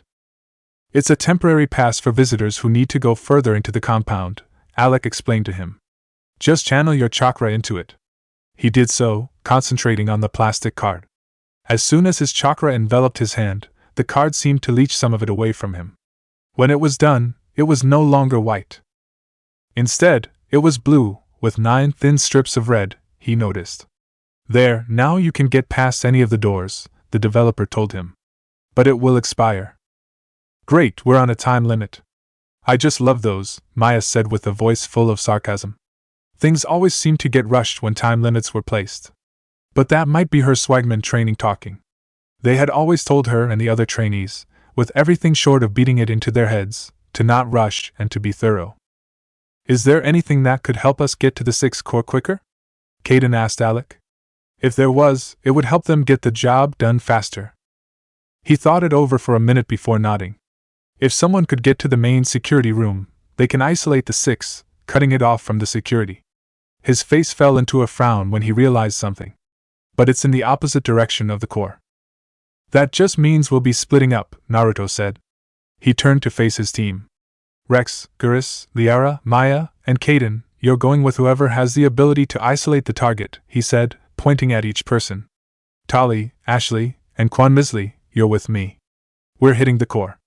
He looked at the one person he had left out. Alec, can you go find the person we need?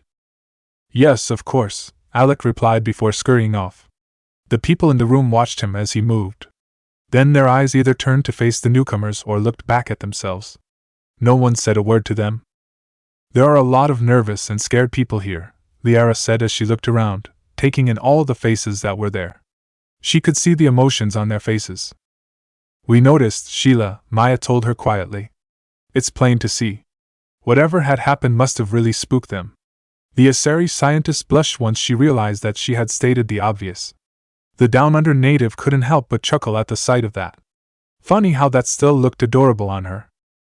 One of the soldiers, a shinobi if what remained of his gear was anything to go by, looked up when he heard that chuckle.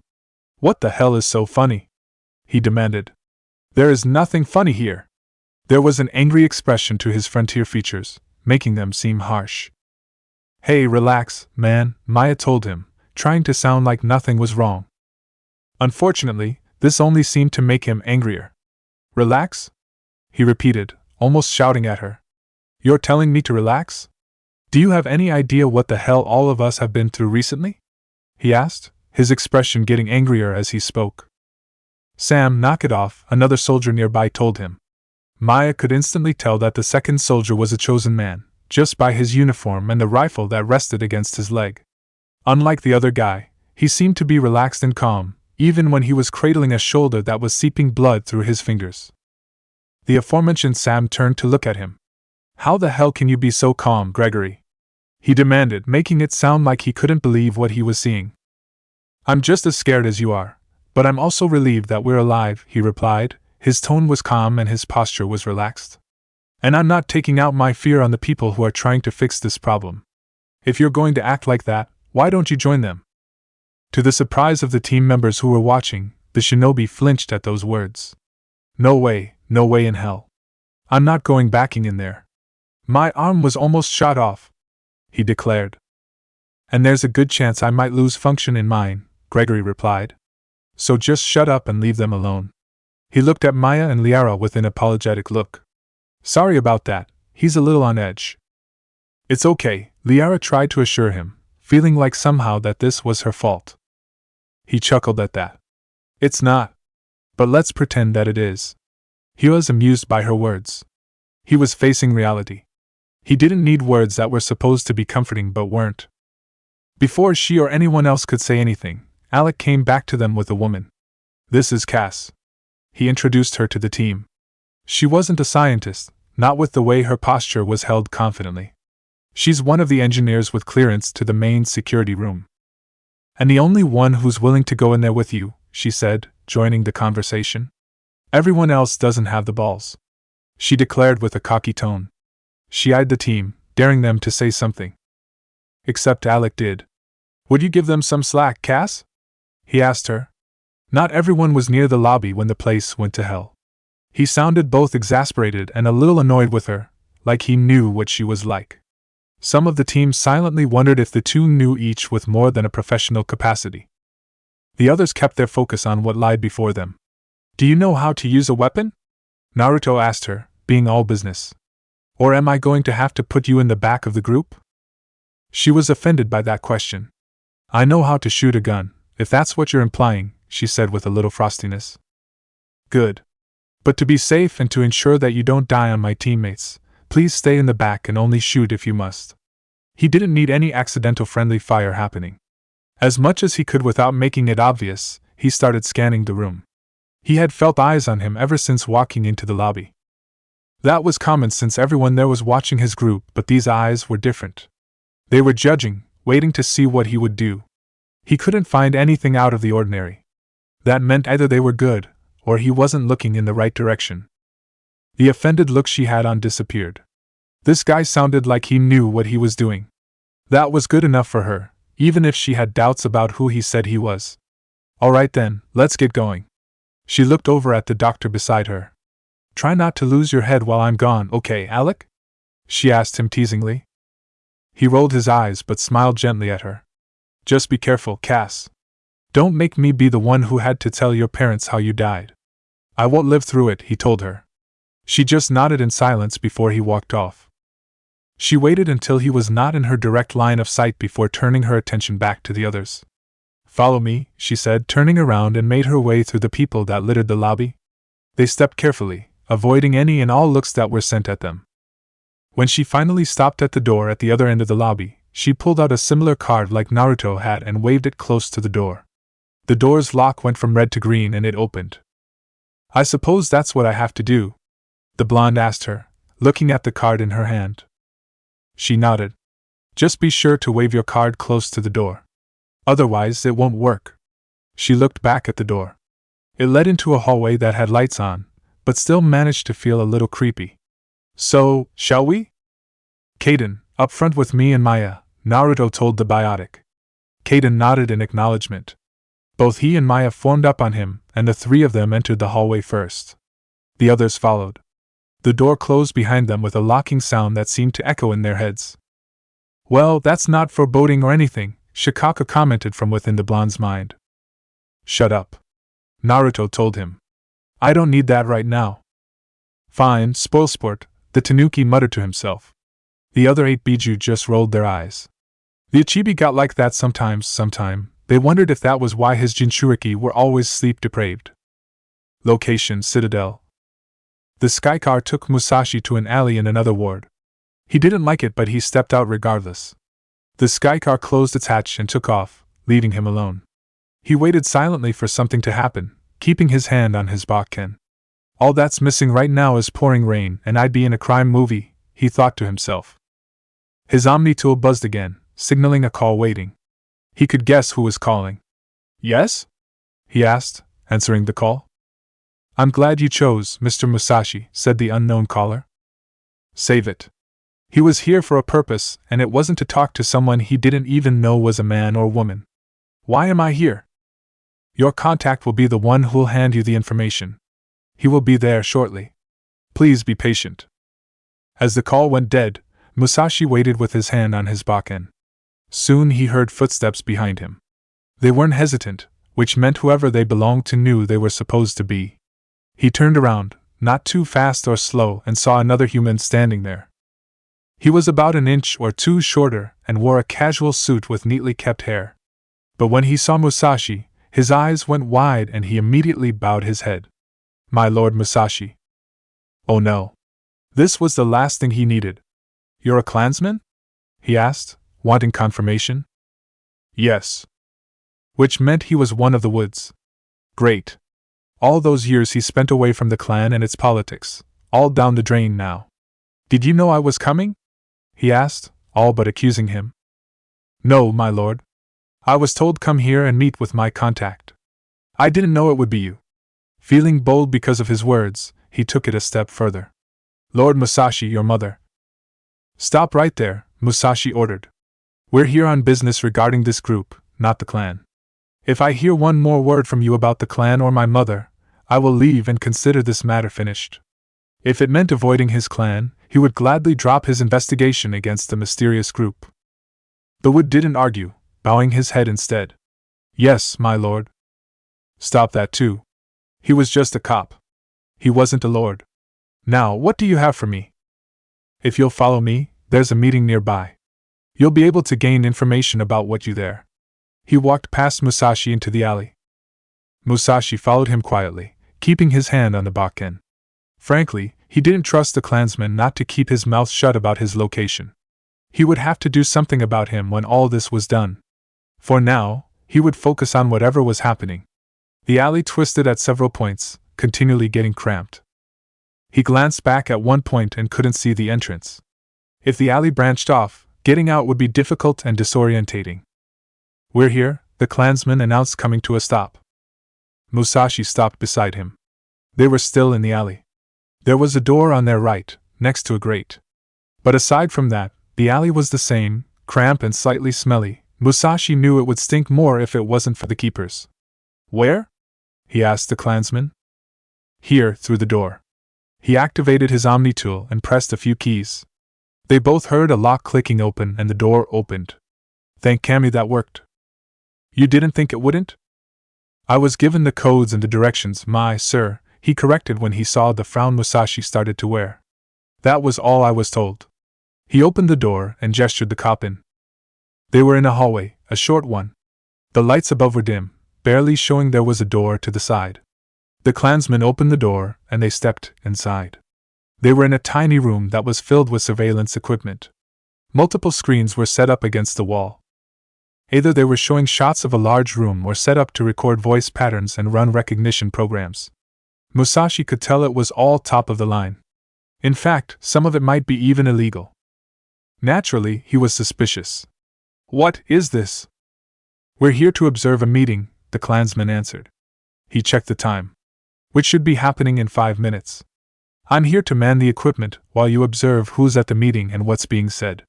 He sat down in the chair before the screens, instantly going to work.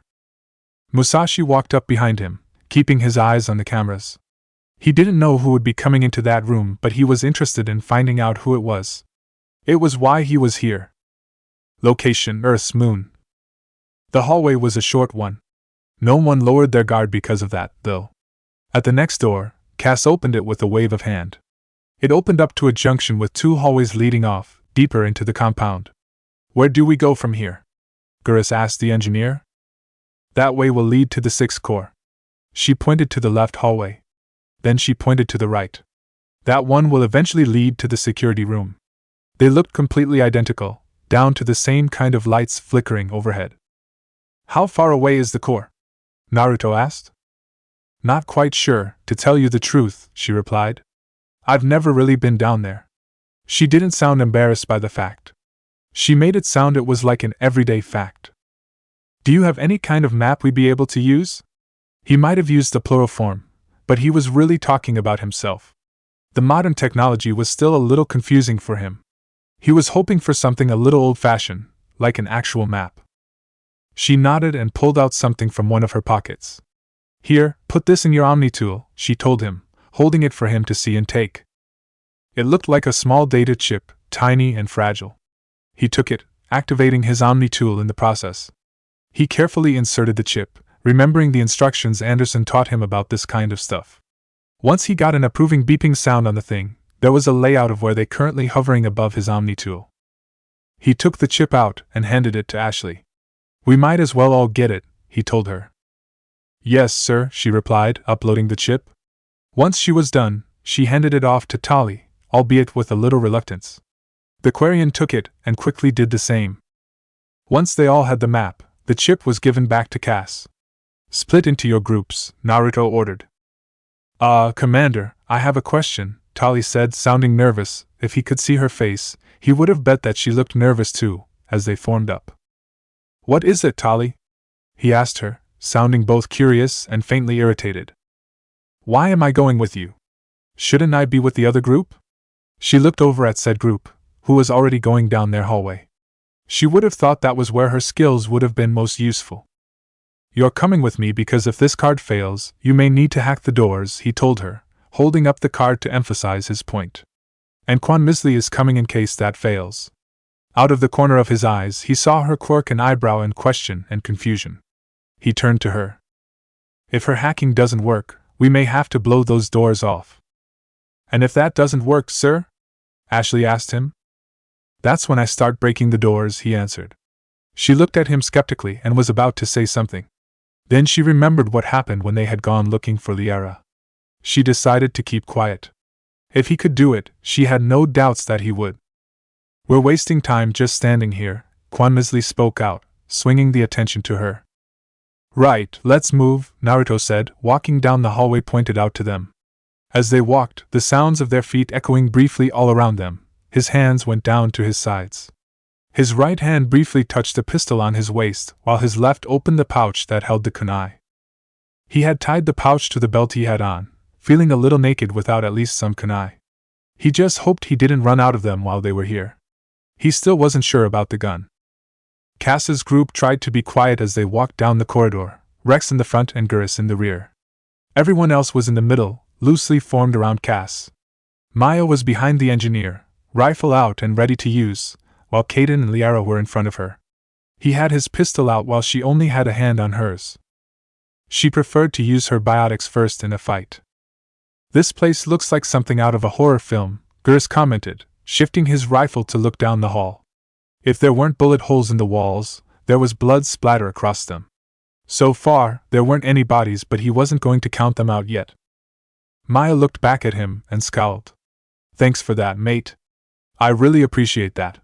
Now it'll start looking like that to me." She had always hated horror films, ever since her older brother had made her watch that one movie series and gave her nightmares, although she did enjoy watching her dad chew him out for that and make him go through a sparring practice with the kangaroo boss. "Oops, sorry about that," he apologized. He just spoke what he thought. "Well, think before you speak, okay? How about you lot keep it down?" Rex told the two of them, his voice rumbling from his throat. He didn't look back at them, but they could all hear the silent threat. If they didn't stop, he would make them. While they did stop talking, Liara spoke up. "But Gurus is right. This place is spooky," she stated, looking around. There were lights overhead that had been shooed out, covering the hallway in periodic shadows, sometimes even making the rest of the corridor look like a black abyss. Some of them seemed to try and flicker back to life, only to die before ever actually succeeding. She was fairly certain that there were bloodstains both on the floor beneath them and along the walls. It looked like people had been trying to flee from whatever it was that was killing them, only for some to actually succeed. Rex just snorted slightly in derision. This place looks like a picnic happened. Sure, some of it looked bad, but compared to some of the places he had been to and fought in, this place looked tame. Everyone just looked at him after he said that, disbelief evident on their faces. "If this is your idea of a panic, Rex, I never want to know what your idea of a massacre or a slaughter is," Kaden told the Krogan, saying what everyone was thinking. How could what they were looking at be a picnic? "Glad to hear it," he replied. "Now shut up and keep moving." They all obeyed his order, as no one really wanted to further annoy the Krogan. They doubted that they would survive if he really got mad and turned on them. They kept moving, making sure that their guard was never down. When they finally came out of the corridor, they were in a large room that looked like it had been shot to hell. They could tell that from the amount of blood on the floor and the bullet holes that were everywhere. There was another door off to the right down at the other side of the room. It opened when they got close, but Cass didn't use her card to open it. "Get down!" She hissed at them all when she saw that security drones were coming in. "I thought you said that the doors were chakra-coated," Maya said as they all leapt for cover. Both she and the engineer ended up crouching beneath what was once a couch. Her finger rested on the trigger, waiting for a shot. Some of them were electronic as well. It was something that was supposed to get fixed but was never a priority, she explained, quickly peeking out to see what the drones were doing. They were sweeping the room with their headlights, obviously searching for them. They could see the pools of light moving smoothly on the ground, trying to find something out of the ordinary. But they hid themselves well, even Rex, who had a limited space to hide in. The drones kept looking for a few more minutes before they finally left the room, floating through the air and past the door they had come through. Gurus was the first to stand back up, his rifle up and his eye to the scope, checking the room to see if anything had been left behind. "We're clear," he announced after a minute, pulling his eye away from the scope. The rest of them stood up once he said those words. "Did they know we were coming, or was that just a random coincidence?" Liara asked aloud. "Who knows and who cares?" Rex asked. They had almost been spotted, big deal. They hadn't been noticed, so everything was fine. And to the Krogan, if everything is fine, then they should keep moving. "I just want to be sure," the Asari said, trying to defend her words. "I mean, doesn't the Six have control over everything except the chakra-coated doors?" she asked, looking at the humans in the group, specifically at Cass. "That's true," the engineer agreed with a nod of her head. Then she looked around the room, checking for any cameras. "But I don't see any cameras, so this one might have been a fluke." "That just means we have to be extra careful from now on," Kaden said. They all nodded in agreement at his words. It made good sense to do so. "In any case, let's keep moving," Maya said, holding her rifle ready. Rex took point again, his shotgun pointing forward. Everyone else followed behind him, keeping steady in their pace and their grip. When they reached the door, they all piled up on the side of it. They had no idea if the drones were still on the other side, waiting for them to come through. "How do you want to do this?" Gurus asked Rex. The Krogan simply walked up to the door and waited for it to open. Cass followed and swiped her card. The door opened and there were no drones there. "Move it, people," he told them, walking through. "I guess that means that it's safe," the Turian commented. The next room was just as damaged as the one before. Half of the lights were damaged and non-functional, allowing shadows to sway across the room. "This just keeps getting creepier and creepier," Liara stated. This just reminded her of that one human horror movie she had watched while she had been in school and then again during the dig. Never again would she be able to look at a spaceship toilet the same way again. "Don't remind me, Sheila," Maya told her. She remembered that movie night. She didn't want to start remembering that series now either. If she started hearing the sound of a bladed weapon scraping against a wall and footsteps coming from behind her, she would probably freak out. One of the doors that they were walking to suddenly opened and drones came through. There was a brief moment of silence, and then everyone started shooting. Bullets were flying everywhere as people dove for cover. "Hades balls," swore Cass as she held her pistol up close to her face, readying herself to turn and shoot. "Feel free to join us any time here," Rex shouted over at her, standing up from his cover and firing off a round from his shotgun. She didn't know if it hit anything. She was still trying to get herself to start shooting. She thought she had been ready. She tried to practice at the base's range at least once a day, and she familiarized herself with the weapon she had been issued when she first came here as much as she could. But she still found herself crouching there, not moving. She did look over the rim of the chair she was behind and saw a drone looking, as much as it could look, at her. She fired off a shot, which went wide, and crouched down again. This was all too real, too fast. "This is too much," she thought. She was starting to panic. "Hey! Don't flake out on us now!" Someone shouted at her, she wasn't sure who. She lifted her head up, silently wondering when she had put her hands over it. It was Caden looking at her. "Come on! We need all the firepower we can get," he told her urgently. She tried moving but her body felt slow. "Caden, I need some help here," Liara shouted at him, her fist glowing blue as she readied her biotics. Seeing what she was doing, he began to do the same. Once they were both primed, they threw their biotics at the drones. But they all simply got out of the way. One of them got clipped and began wobbling around in the air. Maya instantly saw it. She aimed her rifle, firing once. The bullet went right through, making it crash to the floor loudly. "And that's how you do it," she declared with a small grin on her face. "Less talking, more shooting please," yelled out Rex. The Swagman lifted her rifle again and fired at another drone. It missed and she was forced to duck down to avoid a hail of bullets. Cass dared to take a peek past her chair. There were only 2 drones left. They looked fairly battered and were barely floating in the air.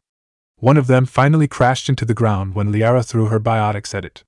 The other one fell when Gurus and Maya put bullets through it, almost simultaneously. "That's my kill," the Turian instantly told the Swagman. She snorted in derision. "You wish. It was mine." "Can you guys argue about that later?" Caden asked the 2 of them, coming out of his cover. "I don't want to stay around for the next batch to come by." "Agreed. Let's move it." Rex stomped over to where Cass was still crouched. She looked up to see the Krogan staring straight down at her. "If you're no good in a fight, just say so and stay out of the way," he told her, disdain coating his words. She felt embarrassed. What he said was true. But she wasn't going to let it stay true. "That might be, but you still need me to do the work in the security room," she told the Krogan, standing up. She was putting a brave face. They all knew it. But they weren't going to call her out on it, they didn't have the time. He grunted. "Fine, let's move already." They formed up again and moved. While everyone could not deny her courage, they now knew better than to trust her to join the fight. As they passed through another door, Gurus asked a question. "You get the feeling that the others are doing better than we are?" Location: Citadel. "So, what's your name?" Musashi asked the clansman. He glanced back, surprised. "What? Your name, what is it?" He couldn't just go around calling him the clansman. Hajime. The room was silent. Since they were on a first-name basis now, he felt bold. About the clan. We've got movement, Musashi said suddenly, staring intently at the screens. There were people coming into the room. He saw Asari, Solarians, and Turians. No others. They all gather around the table, the only piece of furniture in the room. One of the screens started scanning their faces and running them through a facial recognition program. Musashi kept his eyes on the cameras. Do we have our targets? One of the Solarians asked. We do, an Asari answered. Each of the targets will be on the Citadel in the upcoming weeks. Security? Asked a Turian. Tight for human standards. The derision in her voice was obvious. If we're on point, we'll be able to snag them without any problems. So this is then? A second Turian asked. This is the chance to achieve the big score. She sounded interested and also hopeful. One of the Solarians was more cynical. We still have to get them. Don't go celebrating yet. He looked at the Asari. What about the opposition? She smiled smugly. We don't need to worry about them. Other agents have been causing a nuisance in the Traverse. That's where their attention will be. We'll have a free hand here. She activated her Omni tool. Here's the list of names and locations. She looked at everyone in the room. Don't screw this up. Of course, Huntress, they replied together. Any questions? No one answered. Good.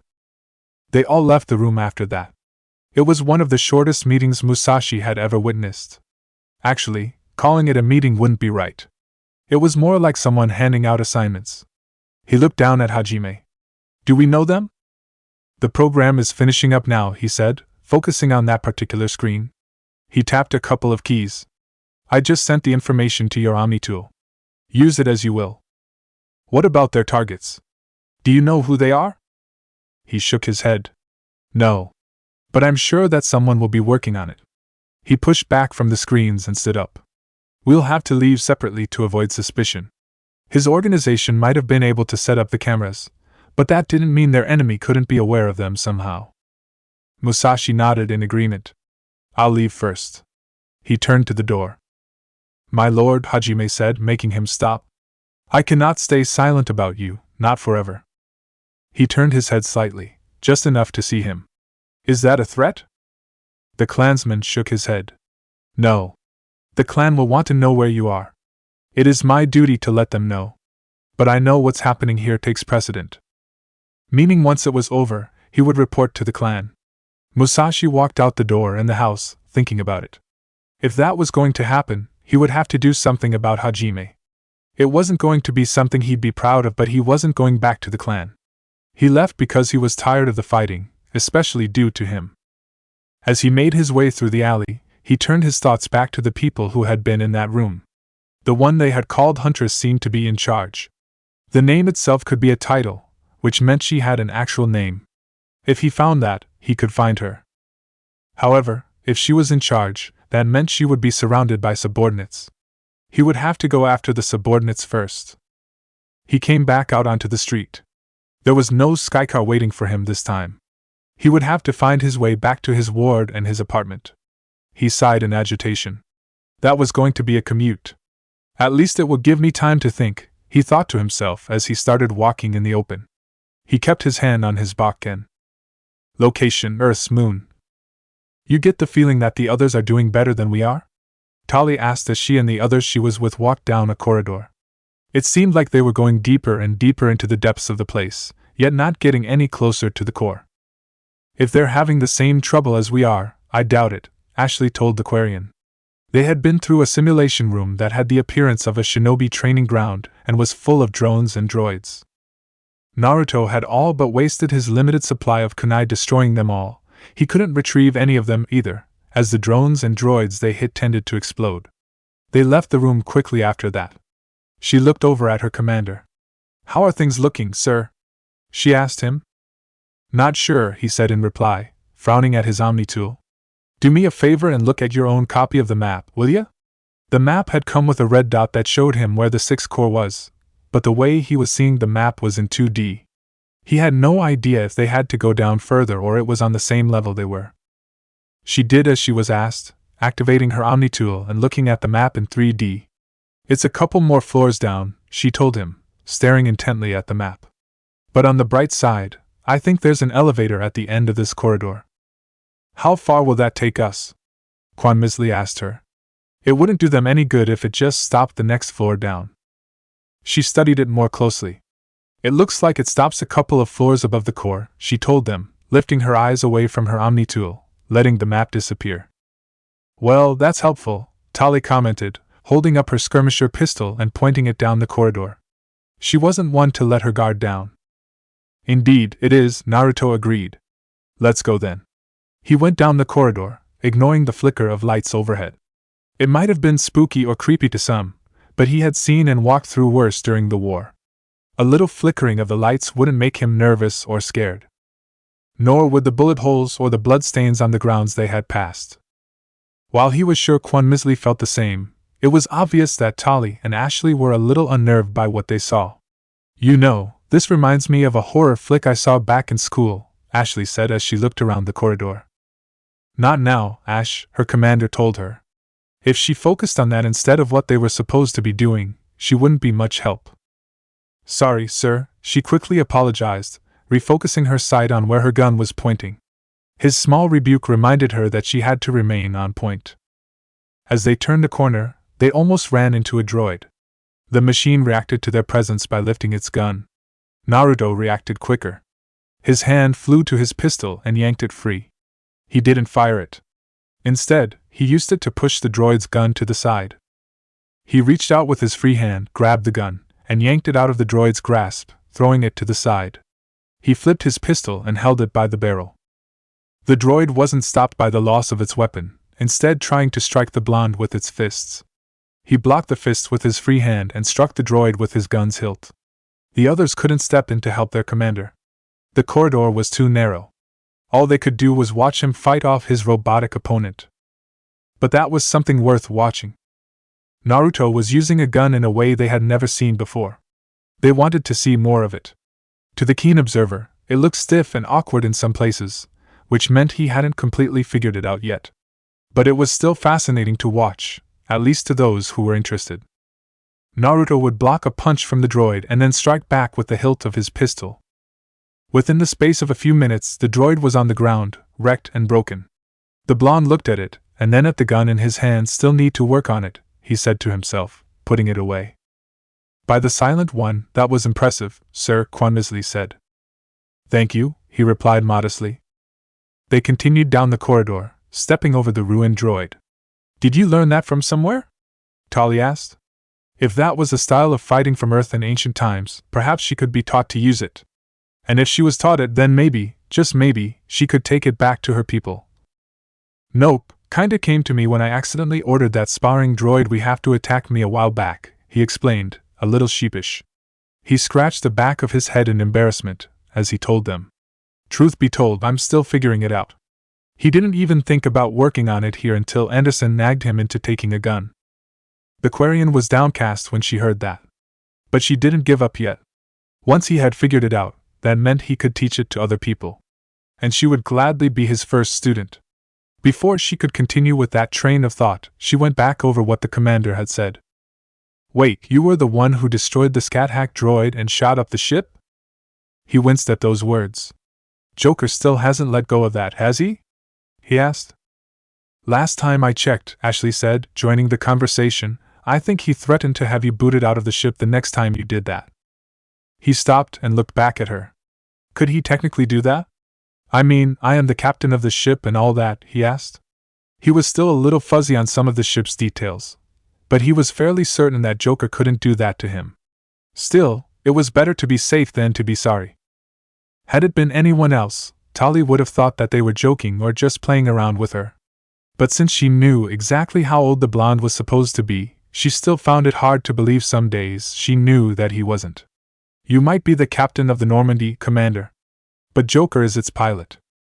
To him, that means he has the final say of what happens to the ship, she explained. Although I doubt that Joker could even lift a foot to kick the commander here, let alone boot him out of the airlock, Ashley commented, joining the conversation. Her remark earned a curious look from the blonde. What do you mean by that? He asked. Was there something he had missed about his ship's pilot? Before she could answer, Quan Misli spoke. Look, there's the elevator, she said, pointing down at the end of the corridor. The elevator doors looked slightly battered and dented, but they still looked like they were functioning. As they approached the doors, they opened without anyone touching anything. No one said a word about it, not even a comment. They just got inside in the car. Ashley was the one closest to the buttons, so she hit the bottommost button. The whole car seemed to shudder before finally descending, making them all inwardly breathe a sigh of relief. Death by elevator was not a way they wanted to go. They just stood there in silence, waiting for the elevator to finally stop.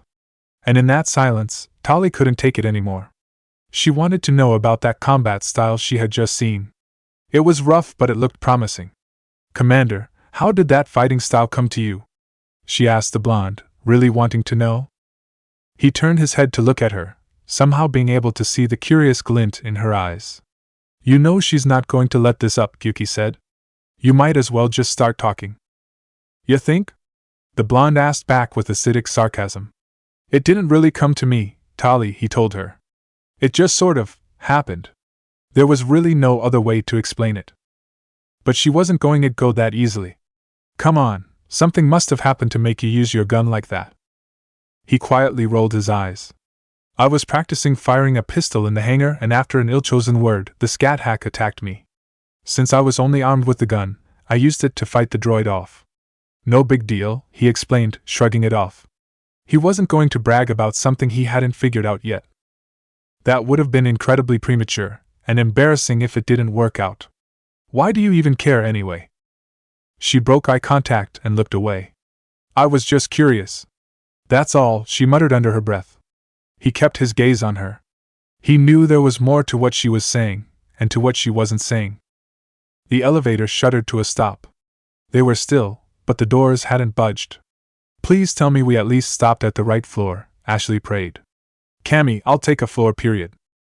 Tali, hack, the blonde ordered the Quarian. I'm not sure I can, sir. She had never tried to hack an elevator, let alone one made by humans. She knew that it might sound a little ridiculous, but she never thought she would have to hack an elevator.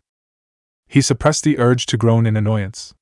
He couldn't have Quan Misli blow the doors, it would be suicide. This is your one free pass. No more excuses after this, he told her as he reached out to grab the doors. A little help, people, he told his tenants. What? You can't do it by yourself? Sun asked, knowing full well that he could. But for some reason, the blonde refused to show his full power in this day and age. Just help. He felt a faint surge of their chakra flow into his arms and hands, making them stronger. Once he was assured of the strength, he began to pull the doors open. The other three just watched in stunned silence as he did that. It was just as fascinating to watch as the fighting style they had seen a few minutes earlier. He didn't grunt, growl, snarl, or give any outward expression that the task was giving him difficulty. He simply bared his teeth and pulled them apart. When they opened and they saw the other doors, he reached for them and pulled them open as well, not even pausing to take a breath. He just opened them wide, allowing everyone to get out of the elevator. Keela, Tali said in stunned wonder. She didn't think a human could do something like that with ease, a Krogan maybe, but definitely not a human. Come on, he told them, stepping out of the elevator. They followed and stepped into a small hall. This place looks like a mini-armory, Ashley commented as she looked around. The walls were stacked with shelves. And those shelves were filled with all manner of weapons. One shelf was filled with rifles, another was lined with katanas, and a third had battle axes hanging from it. And these were only 3 shelves. Naruto looked at the shelves and frowned when he saw that there was no kunai on any of them. Apparently, these people do not enjoy the simpler tools of a shinobi life, he thought to himself, mentally chastising the people who worked here before everything went to hell. Are you whining because they don't have any kunai? Koko asked him, sounding faintly amused. He ignored the gobi and looked back at the other 3. Grab anything that you think you might need, he told them. It never hurt to pack more firepower. Sadly for him, his kind of firepower wasn't in the room. I'm good, Commander, Ashley assured him. She had her weapon rack and it was suited to her needs. Besides, the battle axes looked more like they were more suited to an Einherjar. Same here, Tali said. Quan Misli just nodded her agreement. Alright then, let's move on. He walked over to the door on the other end of the room, pulling out his card and waved it in front of the door. It opened and they stepped into a darkened room. The door closed, leaving them blind. Well, this isn't good. How much do you want to bet this is a trap? Quan Misli asked with dry sarcasm. All of a sudden, the lights came on, blinding them momentarily. When they opened their eyes again, at least those who weren't wearing sunglasses, they saw were in a gray, drab room with a virtual army of droids and drones facing them. In the moments of silence that followed, Ashley looked at the hunter. You had to say it, she said.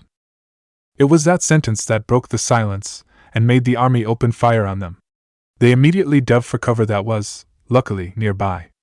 Naruto ended up ducking behind a biotic shield while the others went for another. Both Tali and Quan Misli reacted first by leaning out of cover to fire. Ashley took a little more time, holding her rifle and steadying her breath. Then she would lean out and fire a single round off. Once the bullet left her gun, she would pull herself back into cover and start the process all over again. And every single one of her shots hit their target. Naruto, however, was still behind his cover, the sounds of bullets hitting his cover, a low metal wall that had a biotic shield layered over it, filling his ears. He was looking at the pistol in his hands, trying to figure out what to do. He still wasn't really comfortable with using the modern kind of weaponry, despite what he was trying to develop, but he was also low on options. Kurama got impatient and annoyed with him. Oh, for the love of Kami and the old man, just move your ass and start shooting already. He ordered his Jinchuriki. He winced at the volume of the fox's voice, but did as he was ordered. He leaned out over the side of his cover and fired off a short burst, trying to remember what he had been taught. He still wasn't used to it, as some of his shots went wide, missing their targets completely. Damn it! He silently swore as he pulled back into cover, only leaving his head out to see what was going on. The drones had all been shot down, but the droids were still standing. Then he noticed that all of the droids had basically stopped. What are they doing? Ashley asked. They all took a chance and glanced at the droids. Apparently, it looked like they were reloading their weapons. Naruto was surprised by the sight. I thought that these guns didn't need to be reloaded, he thought to himself. He couldn't continue his train of thought, mostly due to the fact that the droids were already done with their reloading and started firing again. The difference was, as he found out when one of the bullets went past where his head had been, the bullets had transformed into balls of fire. What in the name of Kami? One of the new bullets hit the biotic shield. The fire seemed to spread momentarily before dissipating completely. If it was a different situation, it would have been a mesmerizing sight. Do you guys know what the hell is going on here? He shouted over the gunfire. He tried shooting some of the droids but barely succeeded killing one. He really needed to work on his gunplay. No, this is completely new for us. Quan Misli shouted back at him. Well, see if you can make a bomb or something that'll thin out the herd, he ordered before touching his hand to the comm in his ear. Joker, I want you to patch me through to Dr. Alec in the compound lobby ASAP. He ordered the pilot. Working on it right, Commander, Joker's voice told him before the comm went silent. He tried to focus back on the droids. But that was when the room seemed to ripple. It was the only word he could use to describe what he saw. Right before his eyes, the room shifted and changed into something else. They were in a street that was burning to the ground all around them.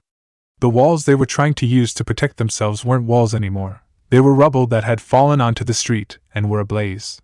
His eyes widened in shock as he looked around, the droids with guns seemingly disappearing from his mind. He took in what he saw, seeing every possible detail.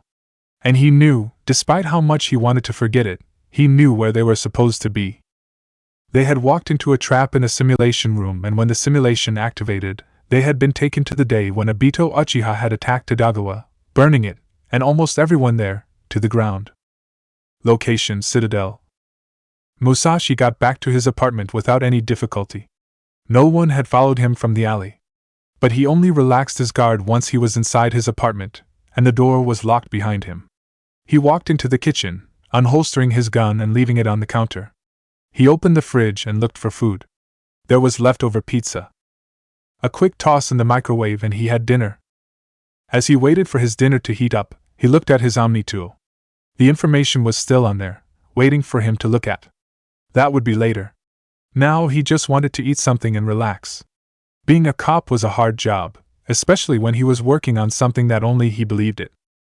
One thing he would have to do was make sure all the information was made into a hard copy. Paper couldn't be hacked. The microwave dinged. He pulled out the pizza and grabbed a beer from the fridge, sitting down at the table. He glanced over at the screen on the wall, wondering if anything was on. Only way to find out was turn it on. Probably be the news, he thought as he reached for the Omni tool. He paid a lot of attention to the news since he was a cop. He also noticed that his bakken was still attached to his belt. If he didn't unhook it, it would be awkward eating. So he changed directions and did that. He froze when he heard the shifting noise of a gun unfolding and felt cold metal pressed against the back of his head. "Don't do anything stupid, please," a voice said behind him. It sounded like a Solarian. "We both know that I have you dead to rights." Musashi put his hands down, letting them fall to his sides. "Is there anything I can help you with?" he asked, keeping his voice calm. "You know, you're standing on dangerous grounds." "Oh, I am?" "You're trespassing in a cop's home and pointing a gun at his head. I could arrest you for that. I'd be out before you could even process me for booking. But that's not why we're here. We're here because of your little incident." Incident? He wondered what the Solarian meant by that. His first thought was that meeting he had witnessed. Did they find him out already? Had Hajime been wrong about them being unseen? "You've been poking your nose in places it shouldn't be after your visit to that warehouse," the Solarian said. "If you don't back off." "What?" Musashi asked challengingly. "You'll kill me? My friends? My family?" That last one didn't sound so bad. Maybe it would stop the infighting. "We can do more than just kill you, Mr. Musashi.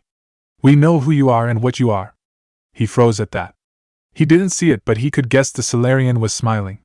"Yes, we know your military history. It would be a shame to have released to the public, particularly to the Batarians. I'm certain they would love to get their hands on you after what you've done." He didn't say anything. The Solarian took that to mean he got the point. "Excellent. I'm glad we understand one another." He pulled the gun away from his head. "Now don't think.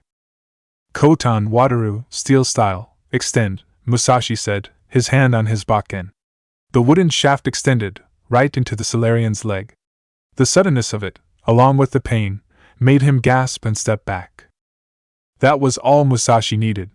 He jerked out of his chair, staying low to avoid the gun, and swept the Solarian's legs out from under him. The cop pinned him to the ground, pulling his arms behind his back, keeping them tight enough to make him hiss in pain. "How about we test that idea about you not being arrested?" Musashi asked. The Solarian was red, partially from his skin and partially from anger, managed to turn his eye up at the cop. "You!" That was as far as he got before Musashi knocked him out. "Just stay there," he told the would-be assassin. Good thing he kept the handcuffs close by. Codex Entry, Humanity and the Systems Alliance Sanin. The Densetsu no Sanin are a famous group of shinobi who hailed from Konohagakure who held the summoning contracts of the toads, snakes, and slugs. However, despite their fame, this group only lasted 3 generations and wasn't the most stable of teams. The first generation consisted of Jiraiya, the toad sage, Orochimaru, the snake sage, and Tsunade, the slug sage. They had been taught by the Sandaime Hokage, see, Hiruzen Sarutobi, when they had been genin.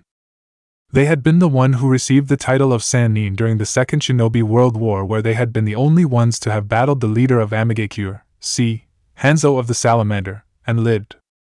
But as time went on, things changed between them.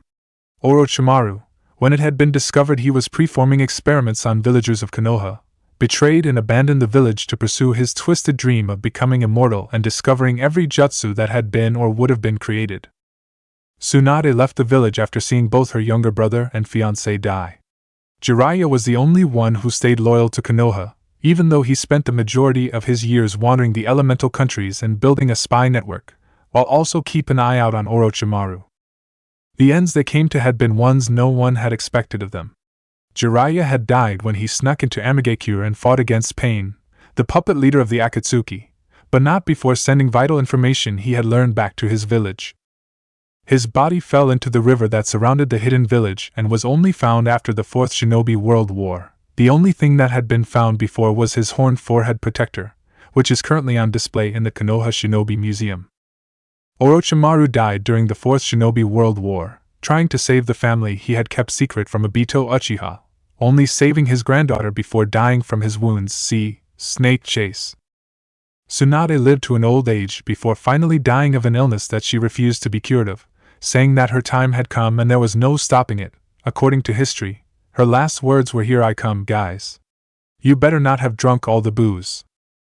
The second generation is also known as the unofficial generation due to the fact that they were never really called Sanin. This generation consisted of Jiraiya's student, Naruto Uzumaki, Orochimaru's pupil, Sasuke Uchiha, and Tsunade's apprentice, Sakura Haruno. Like the previous generation, they had their problems. Sasuke had gone to Orochimaru in order to gain the strength to kill his elder brother, see Uchiha Clan Massacre, and Naruto had been determined to bring his teammate back. They finally reunited during the Fourth Shinobi World War. But it was not to last, as Naruto had been sealed away, see the end of the Fourth Shinobi World War. The third and last generation of the Sanin had been formed a few short years before the War of Three Flags. The Toad Sage had been the son of Karen Uzumaki, Nagato, the Snake Sage had been the child of Orochimaru's granddaughter, Yamato, and the Slug Sage had been the second child of Sakura Haruno, Mikoto. Their team had been formed to show both the frontier and Midgard that there was reason to fear the elemental countries. But when war had broken out, they had been sent to the front lines. One of the significant losses for the Shinobi Alliance during the war was the Unreiko massacre. All three of the Sanin had gone there in order to train with their respective animal clan, only to be ambushed by Hliff warriors and killed, along with the bosses of the toads, snakes, and slugs. To add further insult to injury, their bodies were desecrated, torn apart, and scattered around Unreiko. Ironically, while this had been a severe blow to Shinobi morale, it was also the catalyst for the war's end, see Sasuke's March/Sakura's Rampage. Once the war was over, it had been decided that the title of Sanin would forever be retired, never to be used again. But since then, an entire subculture has been created from it, ranging from books to TV shows. Oddly enough, most of the subculture is focused on the first and third generation. When asked why the second generation is barely touched, and very carefully at that, the most common and famous reply has been not everyone in that generation is dead. Chapter 15. An explanation would be nice. Location: Earth's moon. Alec was doing all he could to help those in pain around the lobby. But since his doctorate had been in computer software, he wasn't much help. He was regulated to fetch and carry tasks. And even as he did these things, he found himself wishing that he could do more. There must be something I can do. Something that I'm better at, he thought to himself. "Hey, Dr. Alec!" called out one of the wounded soldiers, Gregory, sitting by the emergency phone. "Someone's calling for you." The phone was ringing and the sound was loud enough for everyone to hear. He quickly hurried over to the phone. "Who would be calling me at this time?" "I thought we shut down all communications," he asked Gregory. "I think the call's coming from inside, Doc," the chosen man replied, holding the phone out for him to take. "And you should probably answer." The guy calling sounded both annoyed and frantic. He took the phone and placed it against his ear. "Hello?" he asked into the receiver. "Alec, what was taking you?" The Spectre's voice yelled out from the phone, making him wince and pull the phone away from his ear. "Alec, where are you? I need information, now." "Naruto?" asked Alec as he put the phone back to his ear. "Who did you think it? Madara Uchiha? Listen, can you please tell me why my team and I are being fired on with bullets that are turning into balls of fire?" He just stood there, shocked by what he heard. "Did you just say balls of fire?" He couldn't help but ask the blonde on the other side of the phone. "That should be impossible. The few batches that were in the testing phase were kept under heavy guard." "You want to come down here and tell them that?" "Details, Alec, I need details." The sounds of a shootout came through the phone's receiver. He kept the phone to his ear, even though it was sure to give him nightmares. He had a feeling that if the entire lobby heard what he was hearing, it wouldn't be a good morale booster.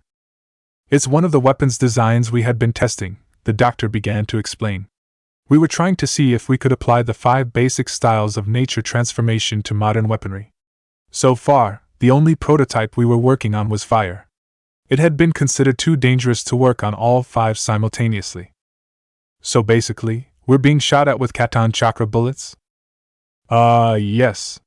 That wouldn't have been the way he would have put it, but it summed up the situation. Thank you. Is there any way to nullify them, beside from throwing water at them? The blonde asked urgently. The sounds kept coming through the phone, but Alec didn't take it away from his ear. We hadn't designed anything like that. We were focusing on the bullets themselves, not countermeasures. Great, we've got to figure something out, the Spectre agent said, most likely to himself. The line suddenly went dead. Alec stared at the phone for a couple of seconds before putting it back. Was that Cass? Gregory asked him. He shook his head. No, it was the other group. Oh. It was the only thing the chosen man said for a minute. So, when exactly are the two of you going to get married? He finally asked the doctor. It was safe to say that out of all the possible things that could have been said, Alec had not been expecting that question. What? He almost shouted at the man. What in the name of the gods makes you think that we're getting married? Gregory shrugged his shoulders. It's kinda obvious, Doc. The two of you are around each other most of the time. You seem to know the other's thoughts before they even think it, and there's also the fact that neither of you don't date. He listed off the reasons. We're on a military base that's on the moon, Alec replied, trying desperately to make sure his voice didn't reach the ceiling. How can anyone date anyone here? Especially when there wasn't a place to date on the base? One could not take a date for a romantic night out in the mess. That's just dinner with commentary provided by everyone else. And yet, you haven't given me an actual answer. Good, that means the pool is still on, he said, happy with the notion. That got the doctor's attention. What pool? He immediately demanded.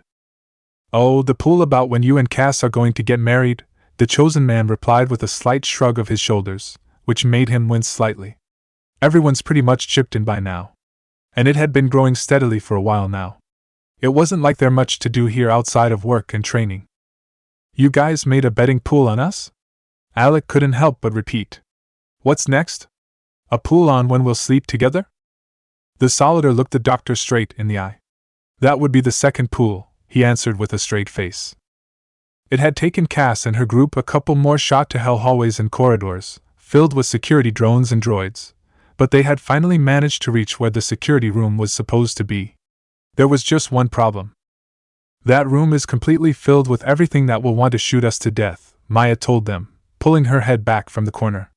She volunteered to poke her head around the side to see what was waiting for them. There were droids and drones inside the security room, and they looked like they didn't want anyone getting through. How many are in there? Kaden asked her. I don't know.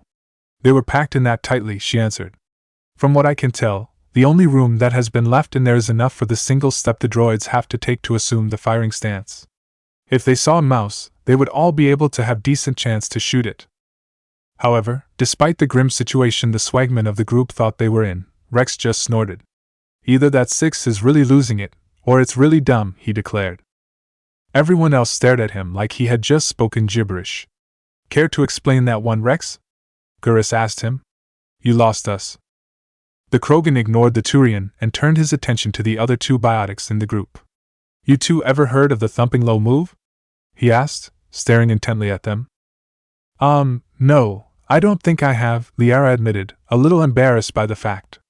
Here she was, surrounded by soldiers and mercenaries, and she was confused by the slang they used. She was trying to understand what they were talking about. Maya was helping her out with that, but there was so much to figure out, and she never seemed to have the time to learn it all. I think I have, the human biotic answered, frowning slightly as he spoke. But I thought it was a technique no one really used anymore. It was something that was liable to get you killed in a fight. Everything is liable to get you killed in a fight, Rex told him dryly. Didn't you know that? The human had the decency to look a little embarrassed by the words. He could tell when he was being chastised.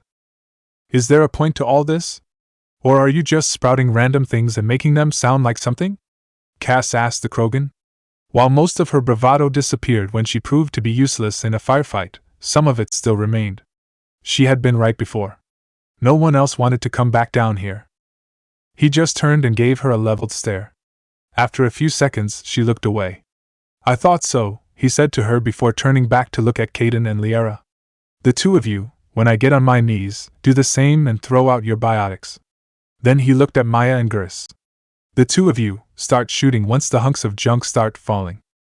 He didn't say a word to Cass, but everyone knew what she was supposed to do, stay put. Rex stepped into open view of the enemies with Kaden and Liara right behind him. But just as all of the droids and drones were about to open fire, the three of them knelt down and threw their biotics at the legs of the drones in the front. The end result of that was the droids falling backwards like dominoes, hitting other droids and drones as they fell. Most of the security drones floated up into the air, getting out of the way of the dominoes. But even as their turrets spun to shoot at their targets, the targets opened fire first. Gurus and Maya stepped out of cover, raised their rifles, and started firing. The drones started falling like birds shot full of arrows. Some of the remaining droids tried shooting the Turian and the Swagman, but due to the fact that the biotics had drawn their guns and started shooting, they couldn't get a decent shot in, and whatever shots that did get in were nullified by the shields. Rex, Liara, and Kaden stayed on their knees and fired from there, aiming up for the drones and at the joints for the droids. When it was beginning to look like the droids that had fallen to the ground were beginning to rise up, they used another thumping blow on them. That sent them crashing right back down to the ground. Incoming missile, stated Gurus as he shot down the drone that had fired the missile. Liara was the one who reacted, doing so without thinking. Flinging a hand out, she encased the missile in her biotics, stopping it in midair. Twisting the same hand, she turned the missile around and released. The biotic field disappeared and the missile promptly flew into one of the droids, causing it to explode. Nice going, Sheila! Maya congratulated her. The Asari looked back at the Swagman with a grin on her face. That had been the first time she had really done anything like that without being told to do so by anyone else. Hey, turn your attention back to the fight. Rex growled at Liara, who flinched at the chastisement in the growl. The Krogan was right, she knew that. It meant death to turn one's head away from a fight, and only an idiot would do such a thing. And Liara did not want to be that idiot. She quickly returned her attention to the fight, shooting one of the drones down. Much better, Rex told her with the slightest of approval in his voice. But because of all the noise, no one heard it. It was a short fight, mostly because of the thumping blow. Had that not been used, it probably would have been a lot more difficult to get through. But they had emerged victorious, and they felt that feeling when the last droid fell to the floor with a couple of bullet holes in its chest. Are they all dead? Cass asked from around the corner, pressed up against the wall. She had heard the shooting stop, but she wanted to be sure. Yes, they're dead, Kaden told her, standing up from his kneeling position and looking back at her. If it had been any other time, he might have found her position a little funny. She pried herself off of the wall and looked into the room. She looked upon the ruined remains of the machines that had been protecting the security room door. There were literally piles of the pieces all around the floor. But she didn't focus on that. Instead, she focused on the door to the security room. As she focused, she felt more confident. This was her domain now. She knew what to do. Okay, first things first, she declared, turning to face the rest of them. All non-humans will have to stay here from this point on. What? Gurus asked her, sounding like he didn't believe what he had just heard. They had just escorted her here, ensuring her protection, and now, suddenly only Maya and Kaden could go further? That didn't seem exactly fair to him. Sorry, she told the Turian with a shrug of her shoulders.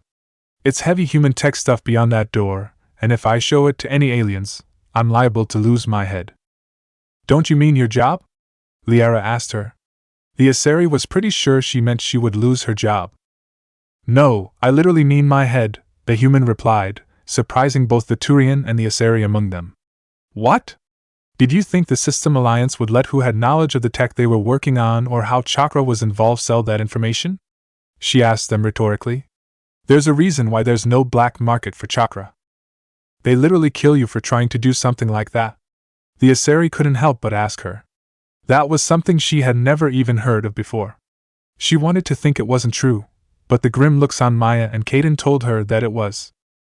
Yeah, they put it in writing and tell you up front, Cass answered. It was standard procedure for jobs like hers. Anyway, Kaden and Maya, please follow me. She turned towards the door. The biotic and the Swagman fell in behind her as she opened the door with her card. Gurus, Liara, and Rex just watched as the door closed shut. Now they had to play the waiting game. Location: Citadel. Rin walked into the interrogation room and saw the Solarian frowning at the mirror. Musashi was on the other side, frowning back. So that the guy who attacked you? She asked Musashi, closing the door once Shiramaru was inside. Yeah, he said, keeping his eyes on the mirror. Why haven't you gone in and interrogated him yet? Palin ordered me not to. He's afraid I might rough him up. His exact words? No, but that was his meaning. The door to the room opened and Palin walked in. Musashi was surprised by his appearance. What? Rin looked at him again. You sure you knew what he was saying? If there was a smile on her lips, it was barely there. The door to their side opened and Calyx popped his head in. Musashi, Palin wants you out of here, the Turian told him. He looked at the cop with a slight disbelief. You're kidding, right? This is my caller. He could understand not being the one to interrogate him, but he deserved to hear what was being said. Calyx understood where he was coming from, but orders were orders. Plus, Palin had a reason. He doesn't want you to come barging in and trying to take over the interrogation. He shrugged his shoulders apologetically. Musashi stifled a growl. He couldn't take his frustration out on Calyx. He was just the messenger. Fine. He looked at Rin. Can she stay? Palin didn't say anything about her. Rin saw the question before Musashi could voice it. I'll listen in, see where the interrogation goes, she promised. He was right. This was his caller. He deserved to know what was happening.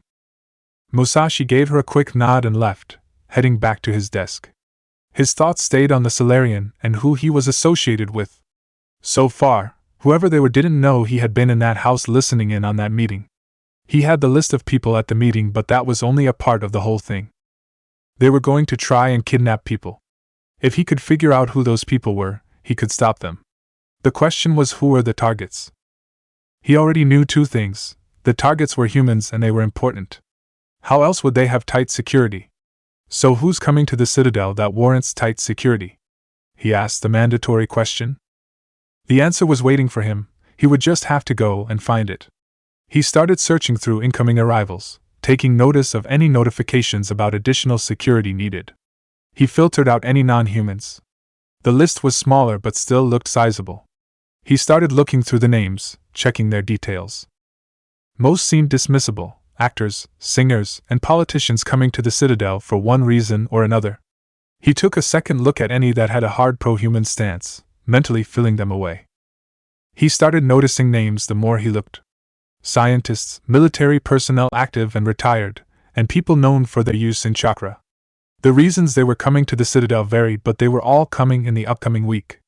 Was this what they were talking about?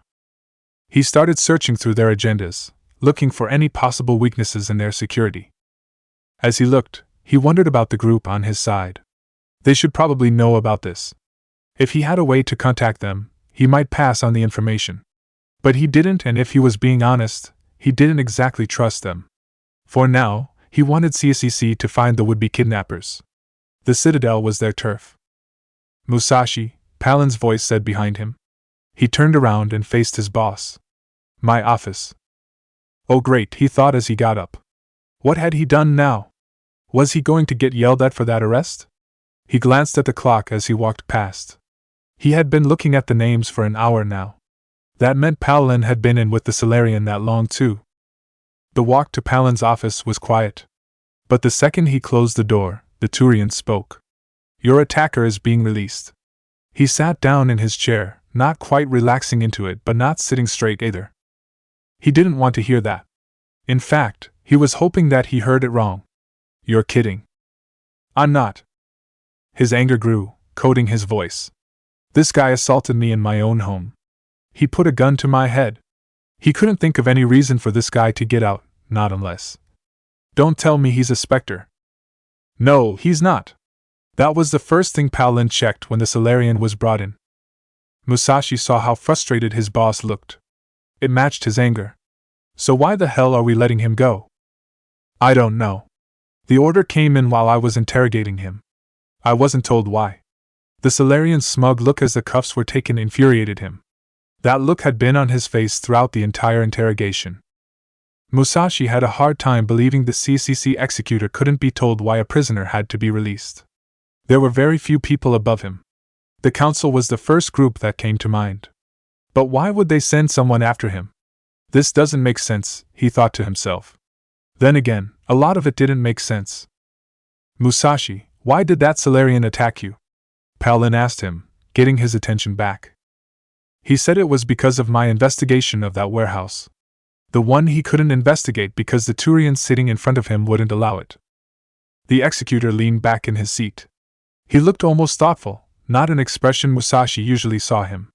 If you were going to investigate this Solarian and what happened at the warehouse, even though you've been warned against it, would my command stop you? He shook his head. No, it wouldn't. I thought so. He leaned forward, looking the human in the eyes. Let me be clear about this, Musashi.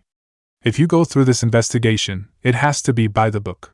His talon tapped those last 3 words on the desk. I want you to be sure you can hold this case in court, understood? Musashi got that. Palin was practically the living definition of by the book. Do I have your support? No, not officially. He kept his hands on the desk and his eyes on the cop. I do have a reputation to maintain. Musashi could have been insulted by that remark. If he had been a rookie, he might have. But he also knew what Palin wasn't saying. It was no secret that the executor didn't think too highly of humans, thinking they were trying to grab power too fast. But a good reason he was executor was because he looked out for his cops, whether they were human or not. Musashi was a cop to him first, and a human second. I understand, he finally said. Good. Palin dismissed him with a gesture. Then get to work. Musashi nodded and left, already going back through the lists he had. Location: Earth's moon. It had taken Naruto's team a dozen or so of Quan Misli's explosives and multiple uses of Swait Unjutsu, which made Naruto very grateful to have learned some during the war, but they were able to destroy the droids and the drones. The fighting had helped Naruto take his mind away from his surroundings. That stunned moment he had when the room transformed nearly killed him. Hey guys, something's going, Ashley said, turning their attention to the room. The fires that were burning the street to ashes began to glitch, waving one way in the air before suddenly waving in the other direction. Soon, the entire scene began to rapidly fade away. It wasn't all at once, but it also wasn't gradually. It happened in fits and bursts. And eventually, the burning street of Idagawa disappeared and they were back in the drab, gray room. What just happened? Naruto asked them. That was me, Cass's voice spoke through the comm. We've gotten to the security room. I've disconnected the 6 from the security system. But you better hurry to the core. I'm certain that the 6 will try to take control again. How much time do we have? I don't know. That much time, huh? He rhetorically asked before taking his hand off his comm. He looked at his group. You heard her. Let's move. Yes, sir, they replied automatically. They quickly picked their way through the scrap piles they made.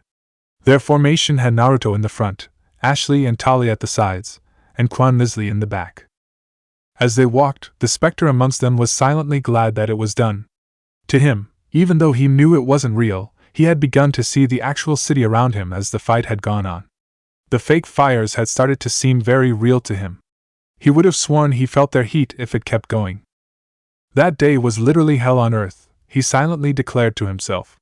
There might have been some bad days during the war, but that had been one of the worst. Focus, Naruto, Kurama barked out to his Jinchuriki. Now was not the time to visit a bad part of memory lane. The blonde had to remain on point. Naruto shook his head slightly, getting himself out of memory lane. Right. Thanks for that, Furball, he said to the fox. Don't mention it. Now keep moving.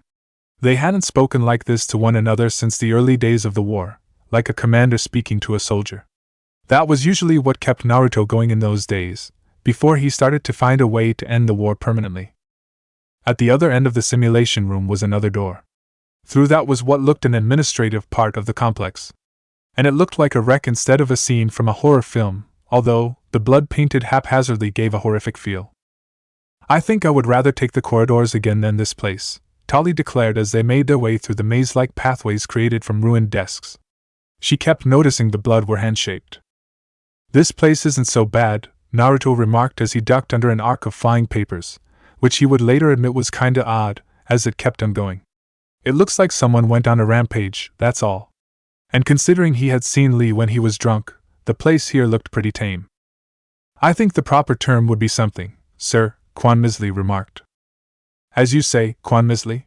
He stopped for a moment and looked back at her. Is that your actual name, anyway?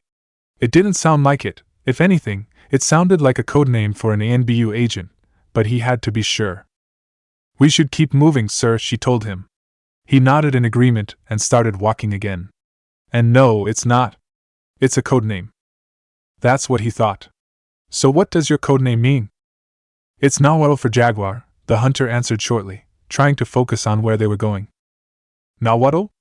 Repeated Tali. She had never heard of a language like that before. Then again, she was new to a lot of things. It's the language of the great jungle, Quan Misley explained shortly. The old one, before we transitioned to Hispano. Oh. The Quarian saw something out of the corner of her eye. Turning to see what it was, she yelped and raised her weapon to open fire. The others turned to see what had made her react like that, getting ready for a fight, only to see it was a deactivated droid. Sorry, I saw it, and just reacted, Tali apologized. While Ashley frowned at her and Quan Misley just looked indifferent, Naruto nodded approvingly at her. Good on you, Tali. If that droid was activated, you probably would have stopped it before it could open fire at us, he told her. She nodded appreciatively at him. Thank you, sir. She needed the boost in confidence he gave her. She wasn't sure if she was doing well on this mission, having hacked practically nothing, and when she had the chance with the elevator, she didn't. But those few words were enough to make her want to keep moving. Hey, Quan Misley, I thought hunters didn't use codenames, Ashley said to her as they kept moving, coming out of the work area and down a hallway. Normally they don't. But someone took a look at my work history and decided that I needed a codename in case someone decided to try and come after me, she replied, like what she had just said, nothing important. But it made the others look at her, in the case of Naruto, look back at her. What? What the hell have you done? Tali asked her. Believe me when I tell you that you don't want to know. The others got the hint and focused back on where they were going. Is it just me, or this hall getting cleaner as we go? Ashley asked as she looked around the hallway. The rest of the group looked as well and saw what she was talking about. The hallway was beginning to look like it was supposed to, not like something destroyed it as it went through it. Yeah, I can see it too, Naruto remarked. Perhaps this was an area they missed or something. Which was odd. Why would a hallway be cleaning as they went further down it, especially, if he was reading his map right, when they were so close to the core? Or perhaps this was where the Six took control of the first machine and sent it out into the simulation to start shooting, Tali suggested with a grim tone of voice. She had heard stories begin like that back in the fleet, horror stories about how the Geth revolted that were supposed to scare Quarian children into being good, and to also nurture and continue the hate and fear her race had for AIs. No one said a word in response, mostly because they realized the fact that she might have been right. They just kept walking in silence, their footsteps echoing all around them. Eventually, they stopped in front of a door with the words 6 Core, authorized personnel only, written on it. It didn't look like it had a locking mechanism on it. There was just a door handle. Once he was done reading what was on the door, Naruto placed his hand on the Comcast. Did we make it in time? He asked the engineer. Yeah, you did, she answered. But before you do anything, just give me a minute. And why would we do that? We're standing right outside the core, Ashley demanded. All they had to do was go in and destroy everything in there. Waiting right now seemed rather redundant to her. I'm looking the 6 data, trying to see what made it go rogue in the first place. Now just hold on. There was silence on the comm as they let her do what she wanted. Huh, that's weird. What's the matter? Naruto asked, silently beginning to fear for the worst. He knew from personal experience that when those words or any variation of them were spoken, things did not turn out well. From what I'm reading here, before the 6 went rogue, there were a couple of updates to it, the engineer told them. What's wrong with that? Asked Tali. Updates to a 6 are a regular thing. Practically everyone knew that if a 6 didn't get updates, it wouldn't stay current, and would rapidly become obsolete. I am well aware of that, Cass said shortly. The thing is, as far as I can tell, these particular updates were done without any authorization from the people authorized to do that. Cass, are you saying that the updates were done illegally? Quan Misli asked her. Just hold on and let me find out who put the updates in. There was a moment of silence before she spoke again. What in the name of Zeus, Poseidon, and Hades? She swore, much louder than before. What the hell are you doing, you hydra-fucking machine? What's going on, Cass? Naruto asked the engineer. Information would be good here. The 6 just kicked me out of its system. It's trying to take control of the security drones and combat droids. She told him with urgent tone in her voice. I'm trying to slow it down, but I don't know if I'll be successful.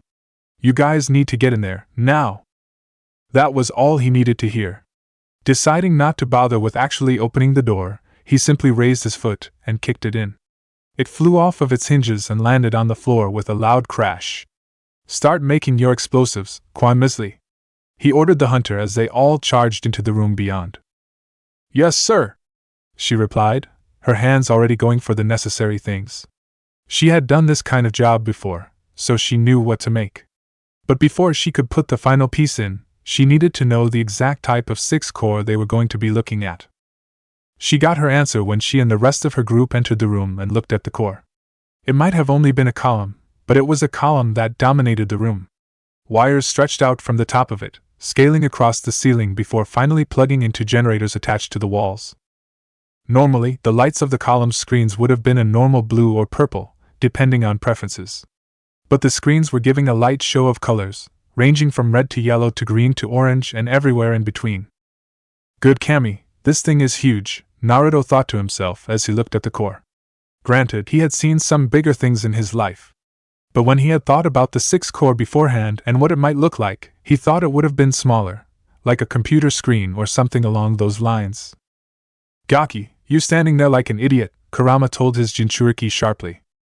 Realizing that what the fox said was true, and that the other 3 in his group were looking at him for orders.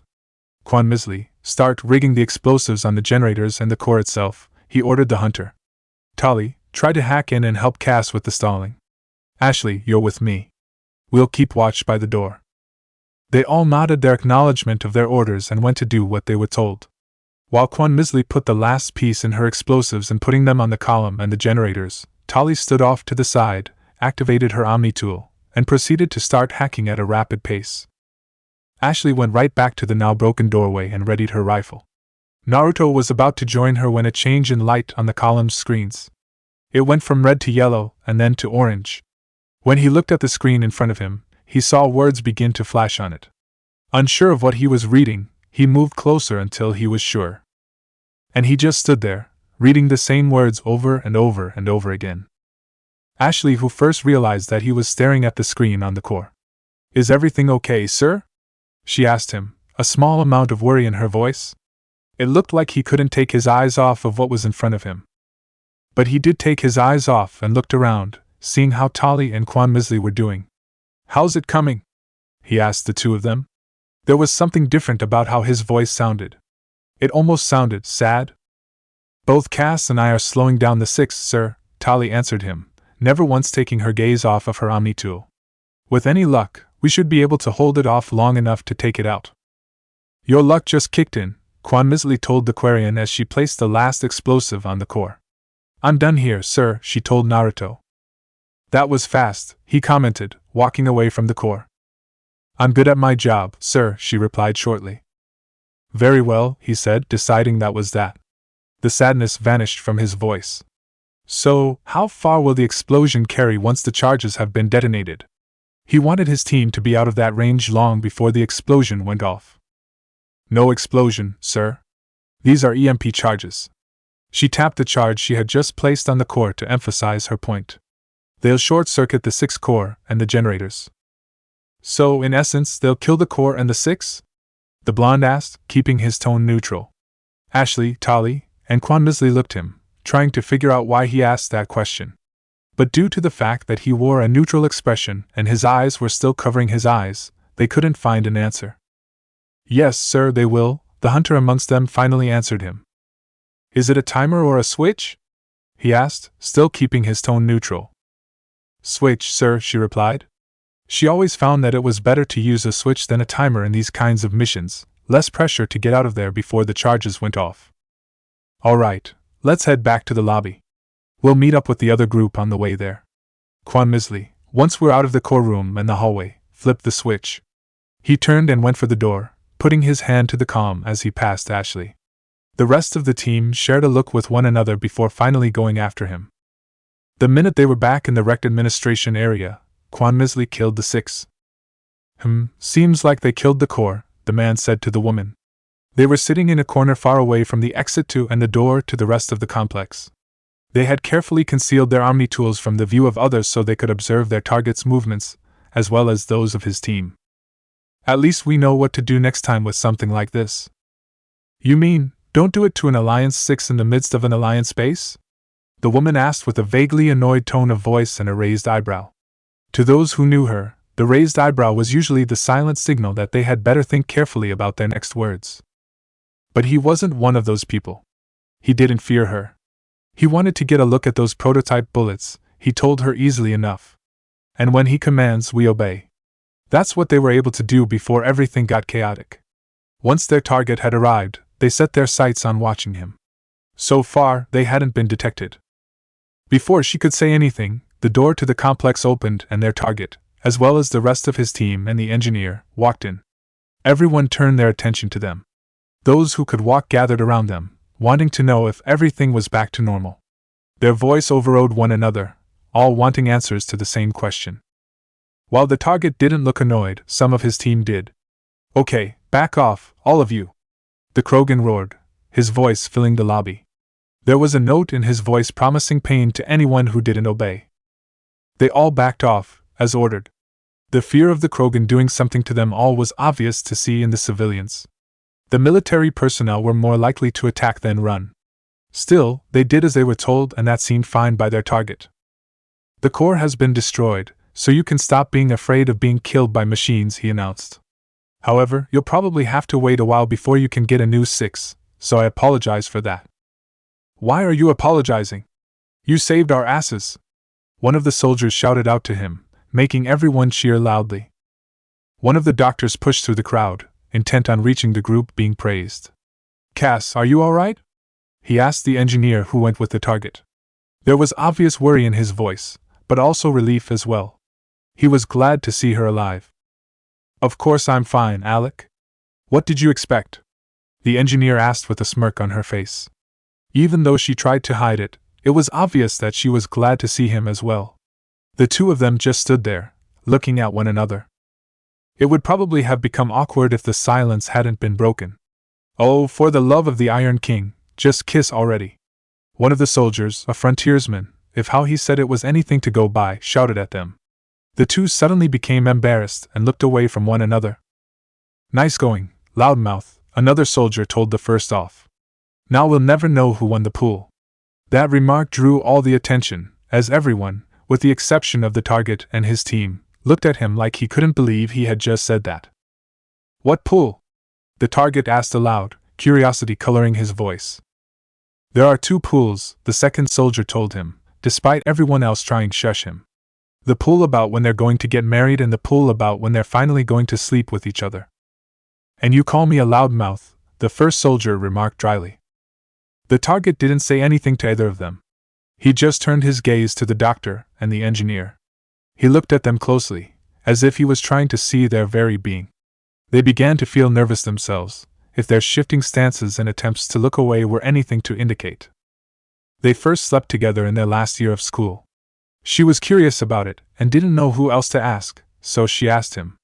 He was a little curious too and had a small crush on her, so he agreed to it. The first time was awkward and that almost made them stop right there. But a second try was attempted and was much more enjoyable. But it was still awkward for both of them, so they both agreed to never speak of it again. However, since meeting here again, they'd begun thinking back to that time and have had some thoughts about sleeping with each other again. Her more than him, he announced, making it sound like it was some kind of weather report. Everyone stared at him once he finished like they couldn't believe what they heard come out of his mouth. The most obvious were the doctor and engineer themselves. They looked at him with their jaws dropped. No one said a word. They all just looked at him, letting silence run free. How the hell could you have known that? The engineer finally demanded. From where they sat, the man and the woman wondered the same thing. Wait, it's true? Someone shouted out. No one paid attention. They kept their attention on the target. Even his own team was looking at him in amazement. Ever heard of a man named Jiraiya? He asked them all. Looks of recognition appeared on everyone's faces when they heard that name. Of course, they knew who Jiraiya was. More importantly, they knew what he proclaimed to be. Did anyone place a wager on school days? Someone asked. People quickly consulted their wagers on that particular pool. No, a chorus of voices answered. The woman was amused by the scene. Apparently, everyone thought the two hadn't even done it together yet. Damn it, that means we gotta pay him, he declared, pointing at the target, who looked surprised by the fact. While everyone was busy opening their Omni tools and paying the target, she took the opportunity. We leave, now, she said to the man. He didn't complain. In fact, he agreed with her. Since everyone's attention was on the target, now was the perfect time to disappear. So they left, making use of the crowd to reach the exit. Location: Citadel. Rin met with Musashi in the break room. Well? She asked. Shiramaru stood guard at the door, giving them some semblance of privacy. Palin had to let the Solarian go, he told her. Said that it came from higher up. She frowned. You've gotta be kidding. I'm not. However, he's not going to stop me if I investigate the attack and everything connected to it. He omitted the fact that Palin wanted it by the book. He wanted everything by the book. That was something Musashi would work on as he went. She knew what that meant. Your visit to the warehouse. He nodded. It was his only response. You need help?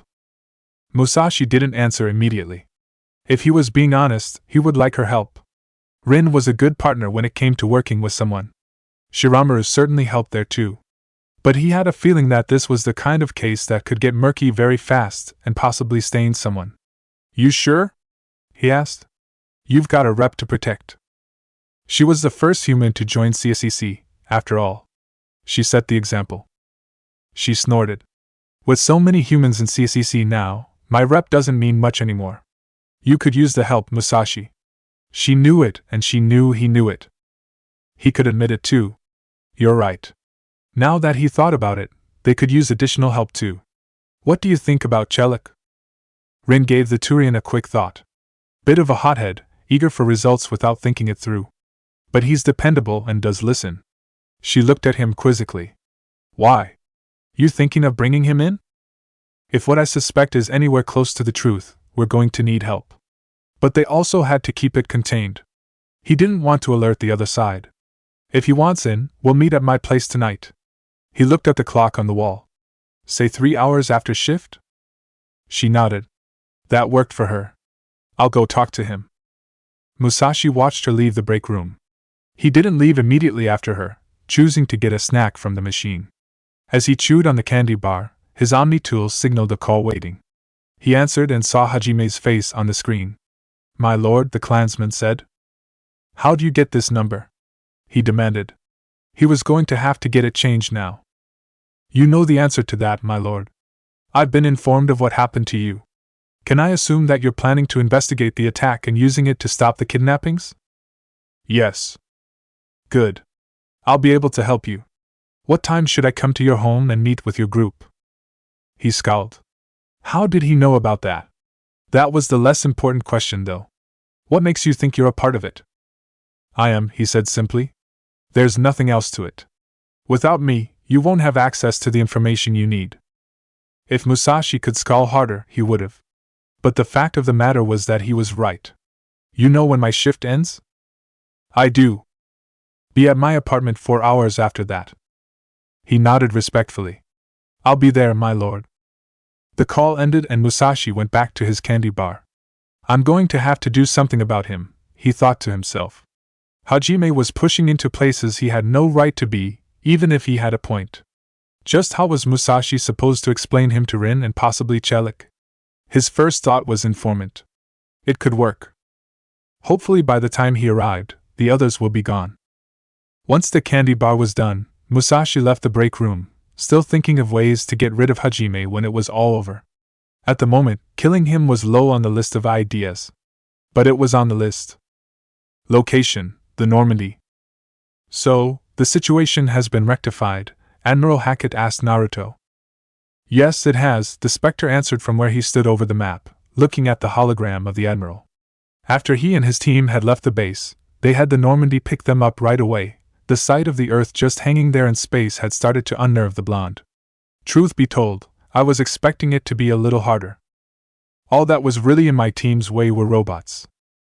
Some people would say that's hard enough, the Admiral remarked. If you say so. Naruto had the feeling that, while they did have the numbers, the machines didn't really seem to be difficult to beat. They just shot at him and his teams.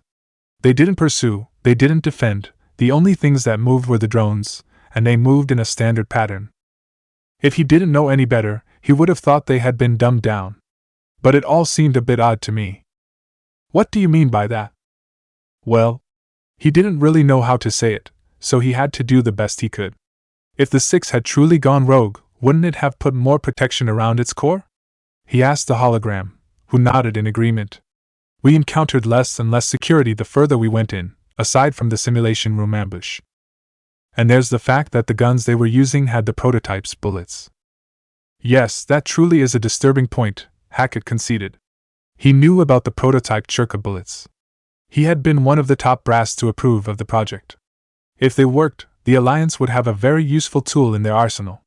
But the fact that the combat droids had been using them was unsettling. They shouldn't have known where the chakra bullets were being kept, let alone how to use them and the modified guns that came with them. Do you have a reason for why they were able to use them, Commander? He asked Naruto. Do you think that maybe the Six didn't go rogue?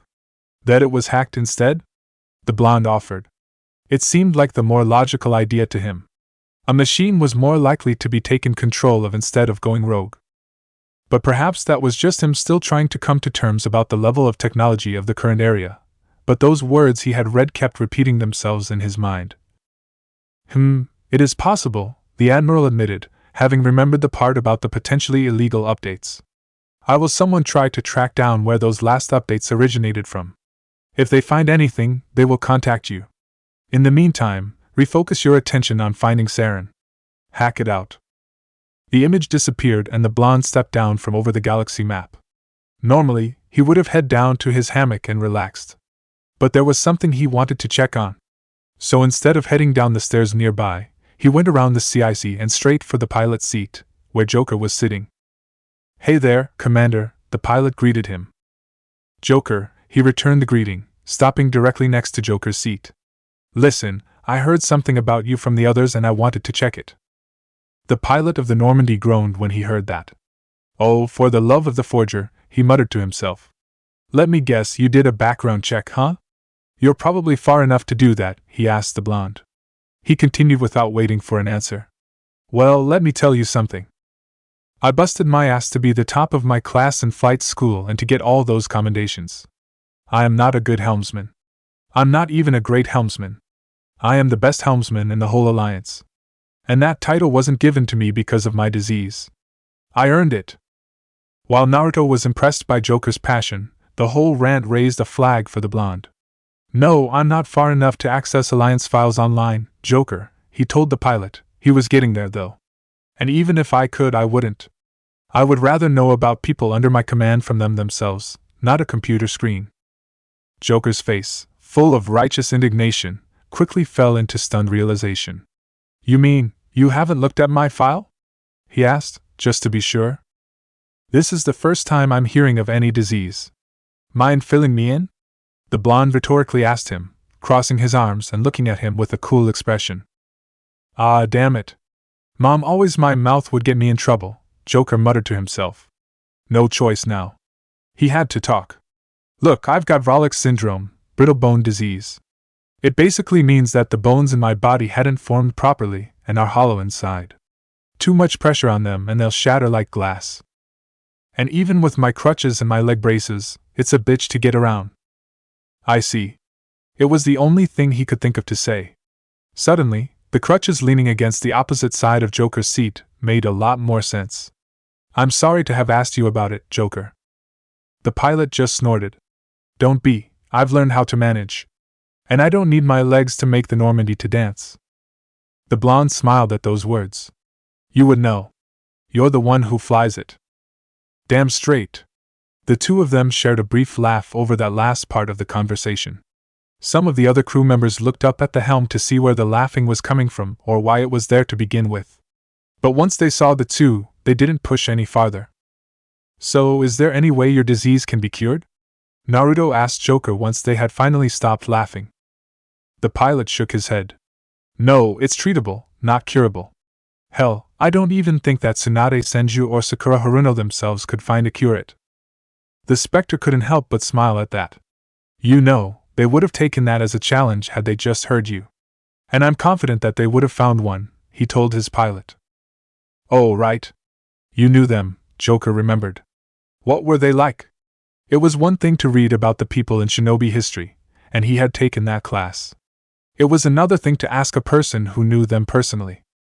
His smile turned nostalgic. Very beautiful and very smart. But they also had a wicked temper. If you made them mad, you were likely to get punched through a wall. I'm guessing you knew that from first-hand experience? The pilot asked with a sly grin on his face. How else would he know something like that? Yes, I was. Sometimes he wondered if that was the reason he had a hard head. But that wasn't all that was to them. It's kinda hard to explain. He didn't really know how to explain it in the first place. Do you miss them? Joker asked. What do you think? He replied shortly, not wanting to talk about it.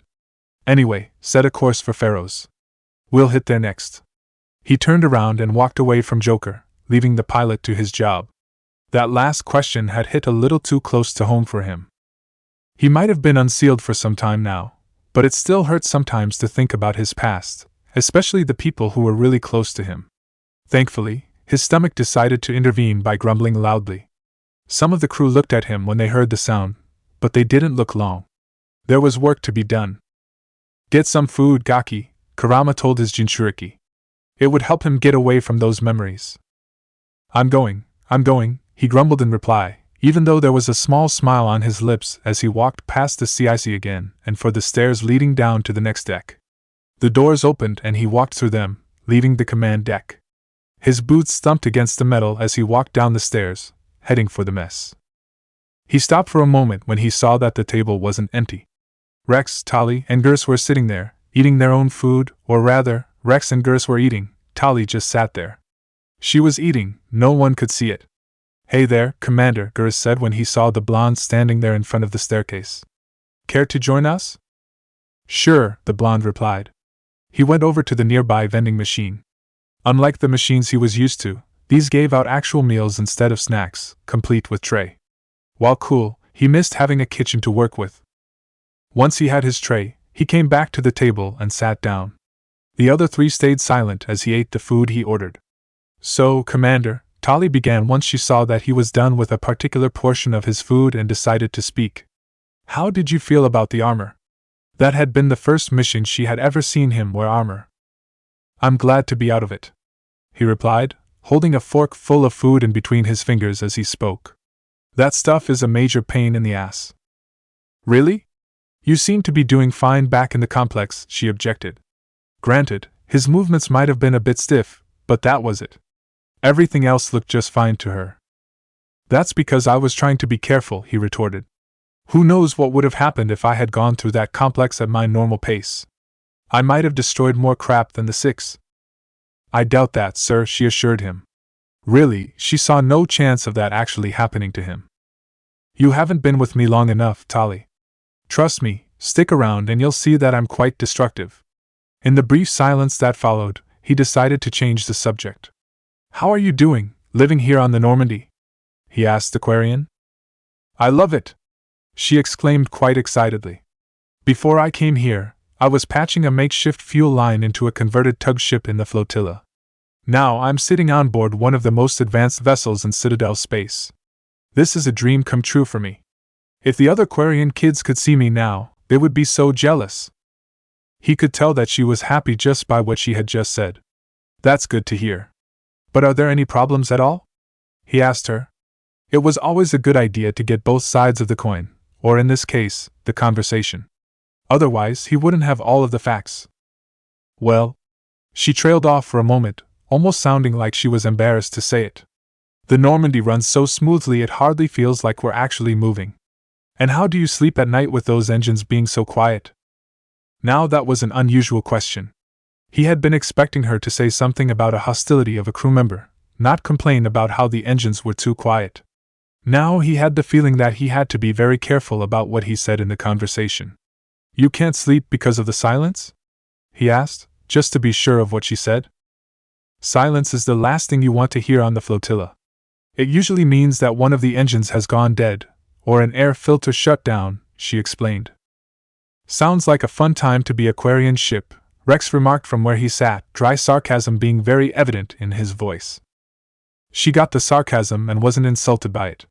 Things can be hectic once that happens, especially when you're the one who had to find the problem and fix it, she conceded. But that was a part of life in the fleet. She fell silent for a moment. Funny, back on the flotilla, I couldn't wait to get out and see what the galaxy had to offer. But now, I miss the crowds on the fleet ships. Her tone of voice sounded wistful as she spoke. Ah, you're homesick, Naruto said, realizing what her problem was. Don't worry, that's perfectly normal. Once you leave home, you tend to miss it sometimes. But you eventually stop. Are you sure? She asked him. It didn't seem like that to her. He nodded. Yeah, I'm sure. I had it for a while, back when I had just been unsealed. But there was nothing I could do about it at the time, so I squashed it. But you had a chance to go back when we were on the moon. Why didn't you take a little bit of time to go down to the Earth and look around? She would have thought he'd jump at the chance to do it. He frowned. We don't have the time to do such a thing. We're to look for Sanin and find out what the hell the Reapers are. The only time I am going to take a break from that is when the people above me order me to do so. There was another reason for not wanting to go down to the Earth, but he wasn't going to talk about it with them. Deciding to change the topic, he turned to the Krogan amongst them. What about you, Rex? What's your story? There's no story, the Battle Master replied curtly. Talk to the Quarian if you want a story. Sitting right here, Tali replied. He just ignored her and focused his attention on his food. Your species lived for a long time. Are you telling me that your entire life was just completely boring? Naruto asked him. The blonde found that hard to believe, and he knew that it hadn't happened to the Krogans sitting on the opposite side of the table. There was that one time when the Turians tried to wipe out my race. That was fun. He looked over at the resident Turian as he spoke. Gurus saw the look out of the corner of his eye and immediately turned to look at the Krogan. I wasn't there when it happened, Rex. I wasn't even born yet. You can't blame me for what happened, he said. Sure I can, Rex replied. It was your species that dropped the genophage on us. There was no hint of accusation in his voice, it was there completely. Your kind has no one to blame for that but yourselves, the former cop retorted in kind. Both the Turian and the Krogan pushed slightly away from the table, ready to fight it out. That is, until they saw the look on Naruto's face and instantly froze. Gurus remembered that look from their last visit to the Citadel. Rex hadn't never seen that look before, at least, not on a non-Krogan, but he knew that it spoke volumes of how dangerous and annoyed the Spectre was at that moment. Whatever your species has done to each other, it does not matter on this ship, he told the two of them. There will be no fighting amongst my team or my crew. If you feel the need to hit something, take it out on the droid in the hangar. Is that clear? His voice wasn't cold, but it was getting there. Yes, sir, Gurus and Rex answered in unison. Once he heard their answer, the look on Naruto's face completely vanished. That's good to know. As the two of them sat down again, the blonde looked at the Krogan again. I've read about the genophage. Why haven't your people tried to find a cure for it? Now that his fear was gone, Rex was able to look at him like he was an idiot. When was the last time you've met a Krogan scientist? He asked the Spectre. Considering that every Krogan I've met so far has wanted to blow my head off with a variety of weaponry, I can't say that I have met one. There was also the fact that he hadn't met a lot of Krogans ever since he had been unsealed, but that was beside the point. That's because there is none. If you ask a Krogan if he would rather fight for easy credits or try to find a cure for the problem with his species, he'll take the credits every time. We're not scientists, Uzumaki. We're fighters. No one can change that. He stood up from the table. That's partly why I gave up on the Krogan. Just he was about to leave, Caden, Ashley, and Quan Misley walked into the mess. Maya and Liara followed after a half-second. Rex, stay a moment, Naruto told him. I'd like you all to hear this. Is everything all right, sir? Ashley asked, standing by the table. Yeah, I just want to let you guys know something. He looked at his team. One thing I learned before I was sealed away is that being a team is more than working together on a mission. It's about being friends, knowing things about each other. So, what I want is for us to share a meal, at least once a week. Rex stared at the human. He understood what he was doing. It was the same thing a warrior would do with his Krant. He knew the human was experienced. What he just proposed was another point of that. The others didn't see that. What, just eat together? Geras asked. And talk, share things between us, Naruto told him. He looked around and saw uncertain looks on more than a few faces. Alright, I'll start us off. How many of you think that the Jubi is sealed inside me? Everyone who had read the history books raised their hands. Yeah, that's what I thought. Caden looked at the blonde. Are you saying that you don't have the Jubi, sir? Why don't you sit down, get some food, stay a while? He asked in return, gesturing at all three of them. You look weird just standing around doing nothing. They did as they were told, but they weren't going to let go of what they were thinking. Sir, do you not have the Jubi sealed away? Ashley asked the second she sat down at the mess table. The table was big enough to hold them all, but she felt a little crowded all the same. Nope, he said. If he was a little more immature, he would have popped the pea. He waited as the confusion settled in, finding it more amusing than he probably should have. But I do have all 9 of the Biju. It didn't take them long to realize what he was saying. Rex was the first to break the silence by asking a question. What's the difference? Tali wondered the same thing. So did Liara. Is it a numbers thing? Liara asked. Well, the former wanted to utterly destroy me. The latter are just content to lounge around in my head doing nothing, Naruto told her. Excuse me? Kurama asked. We don't lounge around. We don't have the room to lounge, Sun added. What does that mean? Tali asked. They all wanted to know. He could see it on their faces. When I took the Jubi from Obito and sealed it inside myself, I knew I would be in for a fight of control. The more I fought, the more I realized that the Jubi was unrelenting. If I made a single mistake, one wrong move, it would take control. So instead of beating it, I broke it down back into the Biju and sealed them inside me. How long did that take? Caden asked. He shrugged his shoulders. Hell if I know. Time was rather fluid during all that. He stopped and thought it over. Actually, time was non-existent. This felt like an odd conversation to Geras. But the fact the human was willing to share it with them all meant something. What's it like? The Turian asked. Having them sealed inside you? You ever hear a voice in your head telling you what you're doing is a bad idea or that you're an idiot? Naruto asked him, getting a nod. Think that times 9? The difference is the voices also bicker and fight with each other. You join in on it, Kurama reminded him. As Ashley digested the information, she looked at the blonde. So, is there any real difference between having them instead of the Jubi? She asked. Most of the Alliance assumed that he held the Jubi and all the powers that came with it. But since he had the Biju, did that mean he was less powerful? I'm on better terms with them, he said. Tali could see what Naruto meant when he said he wanted them to eat like this. Already she could see the others loosening up. So, she had a question she wanted answered. Hey Naruto, she said, getting his attention. Was that stuff you said about Alec and Cass really true? Of course it was, he answered her. That got everyone's attention. How the hell did you know all of that? Geras asked. He had never seen anything like it before. On the one hand, he had been impressed. On the other, he felt a little uncomfortable about learning such things. The blonde shrugged his shoulders. It was something I picked up from Jiraiya when I was learning from him. It might not have been one of the things he wanted to learn, but it stuck in his head. It proved handy some days, as the large amount of credits added to his account would attest to. I had never seen anything like that before, Tali said. Don't be too impressed, the blonde replied. Compared to how Jiraiya did it, I would be an amateur. Everyone looked confused, so he decided to explain. It took me a couple of minutes to figure out where, why, and how many times they had done it.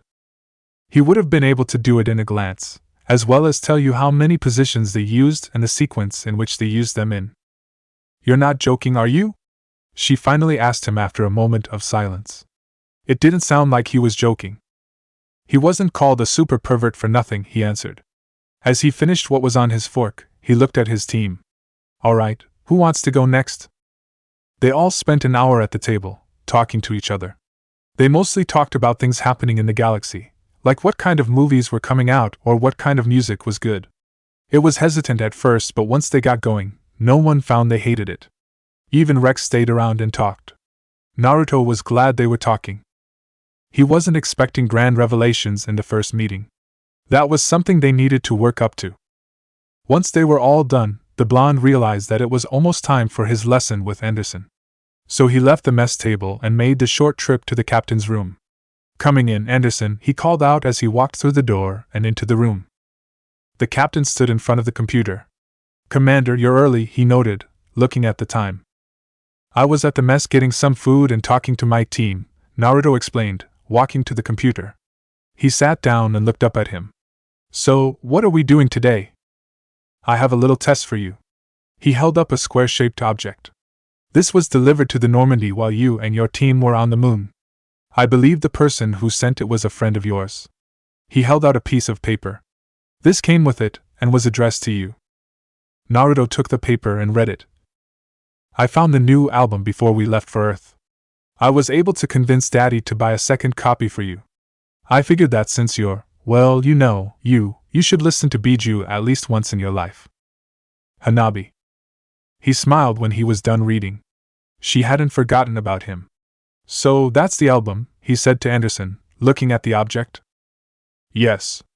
The captain held it out for him to take. "This will be the test.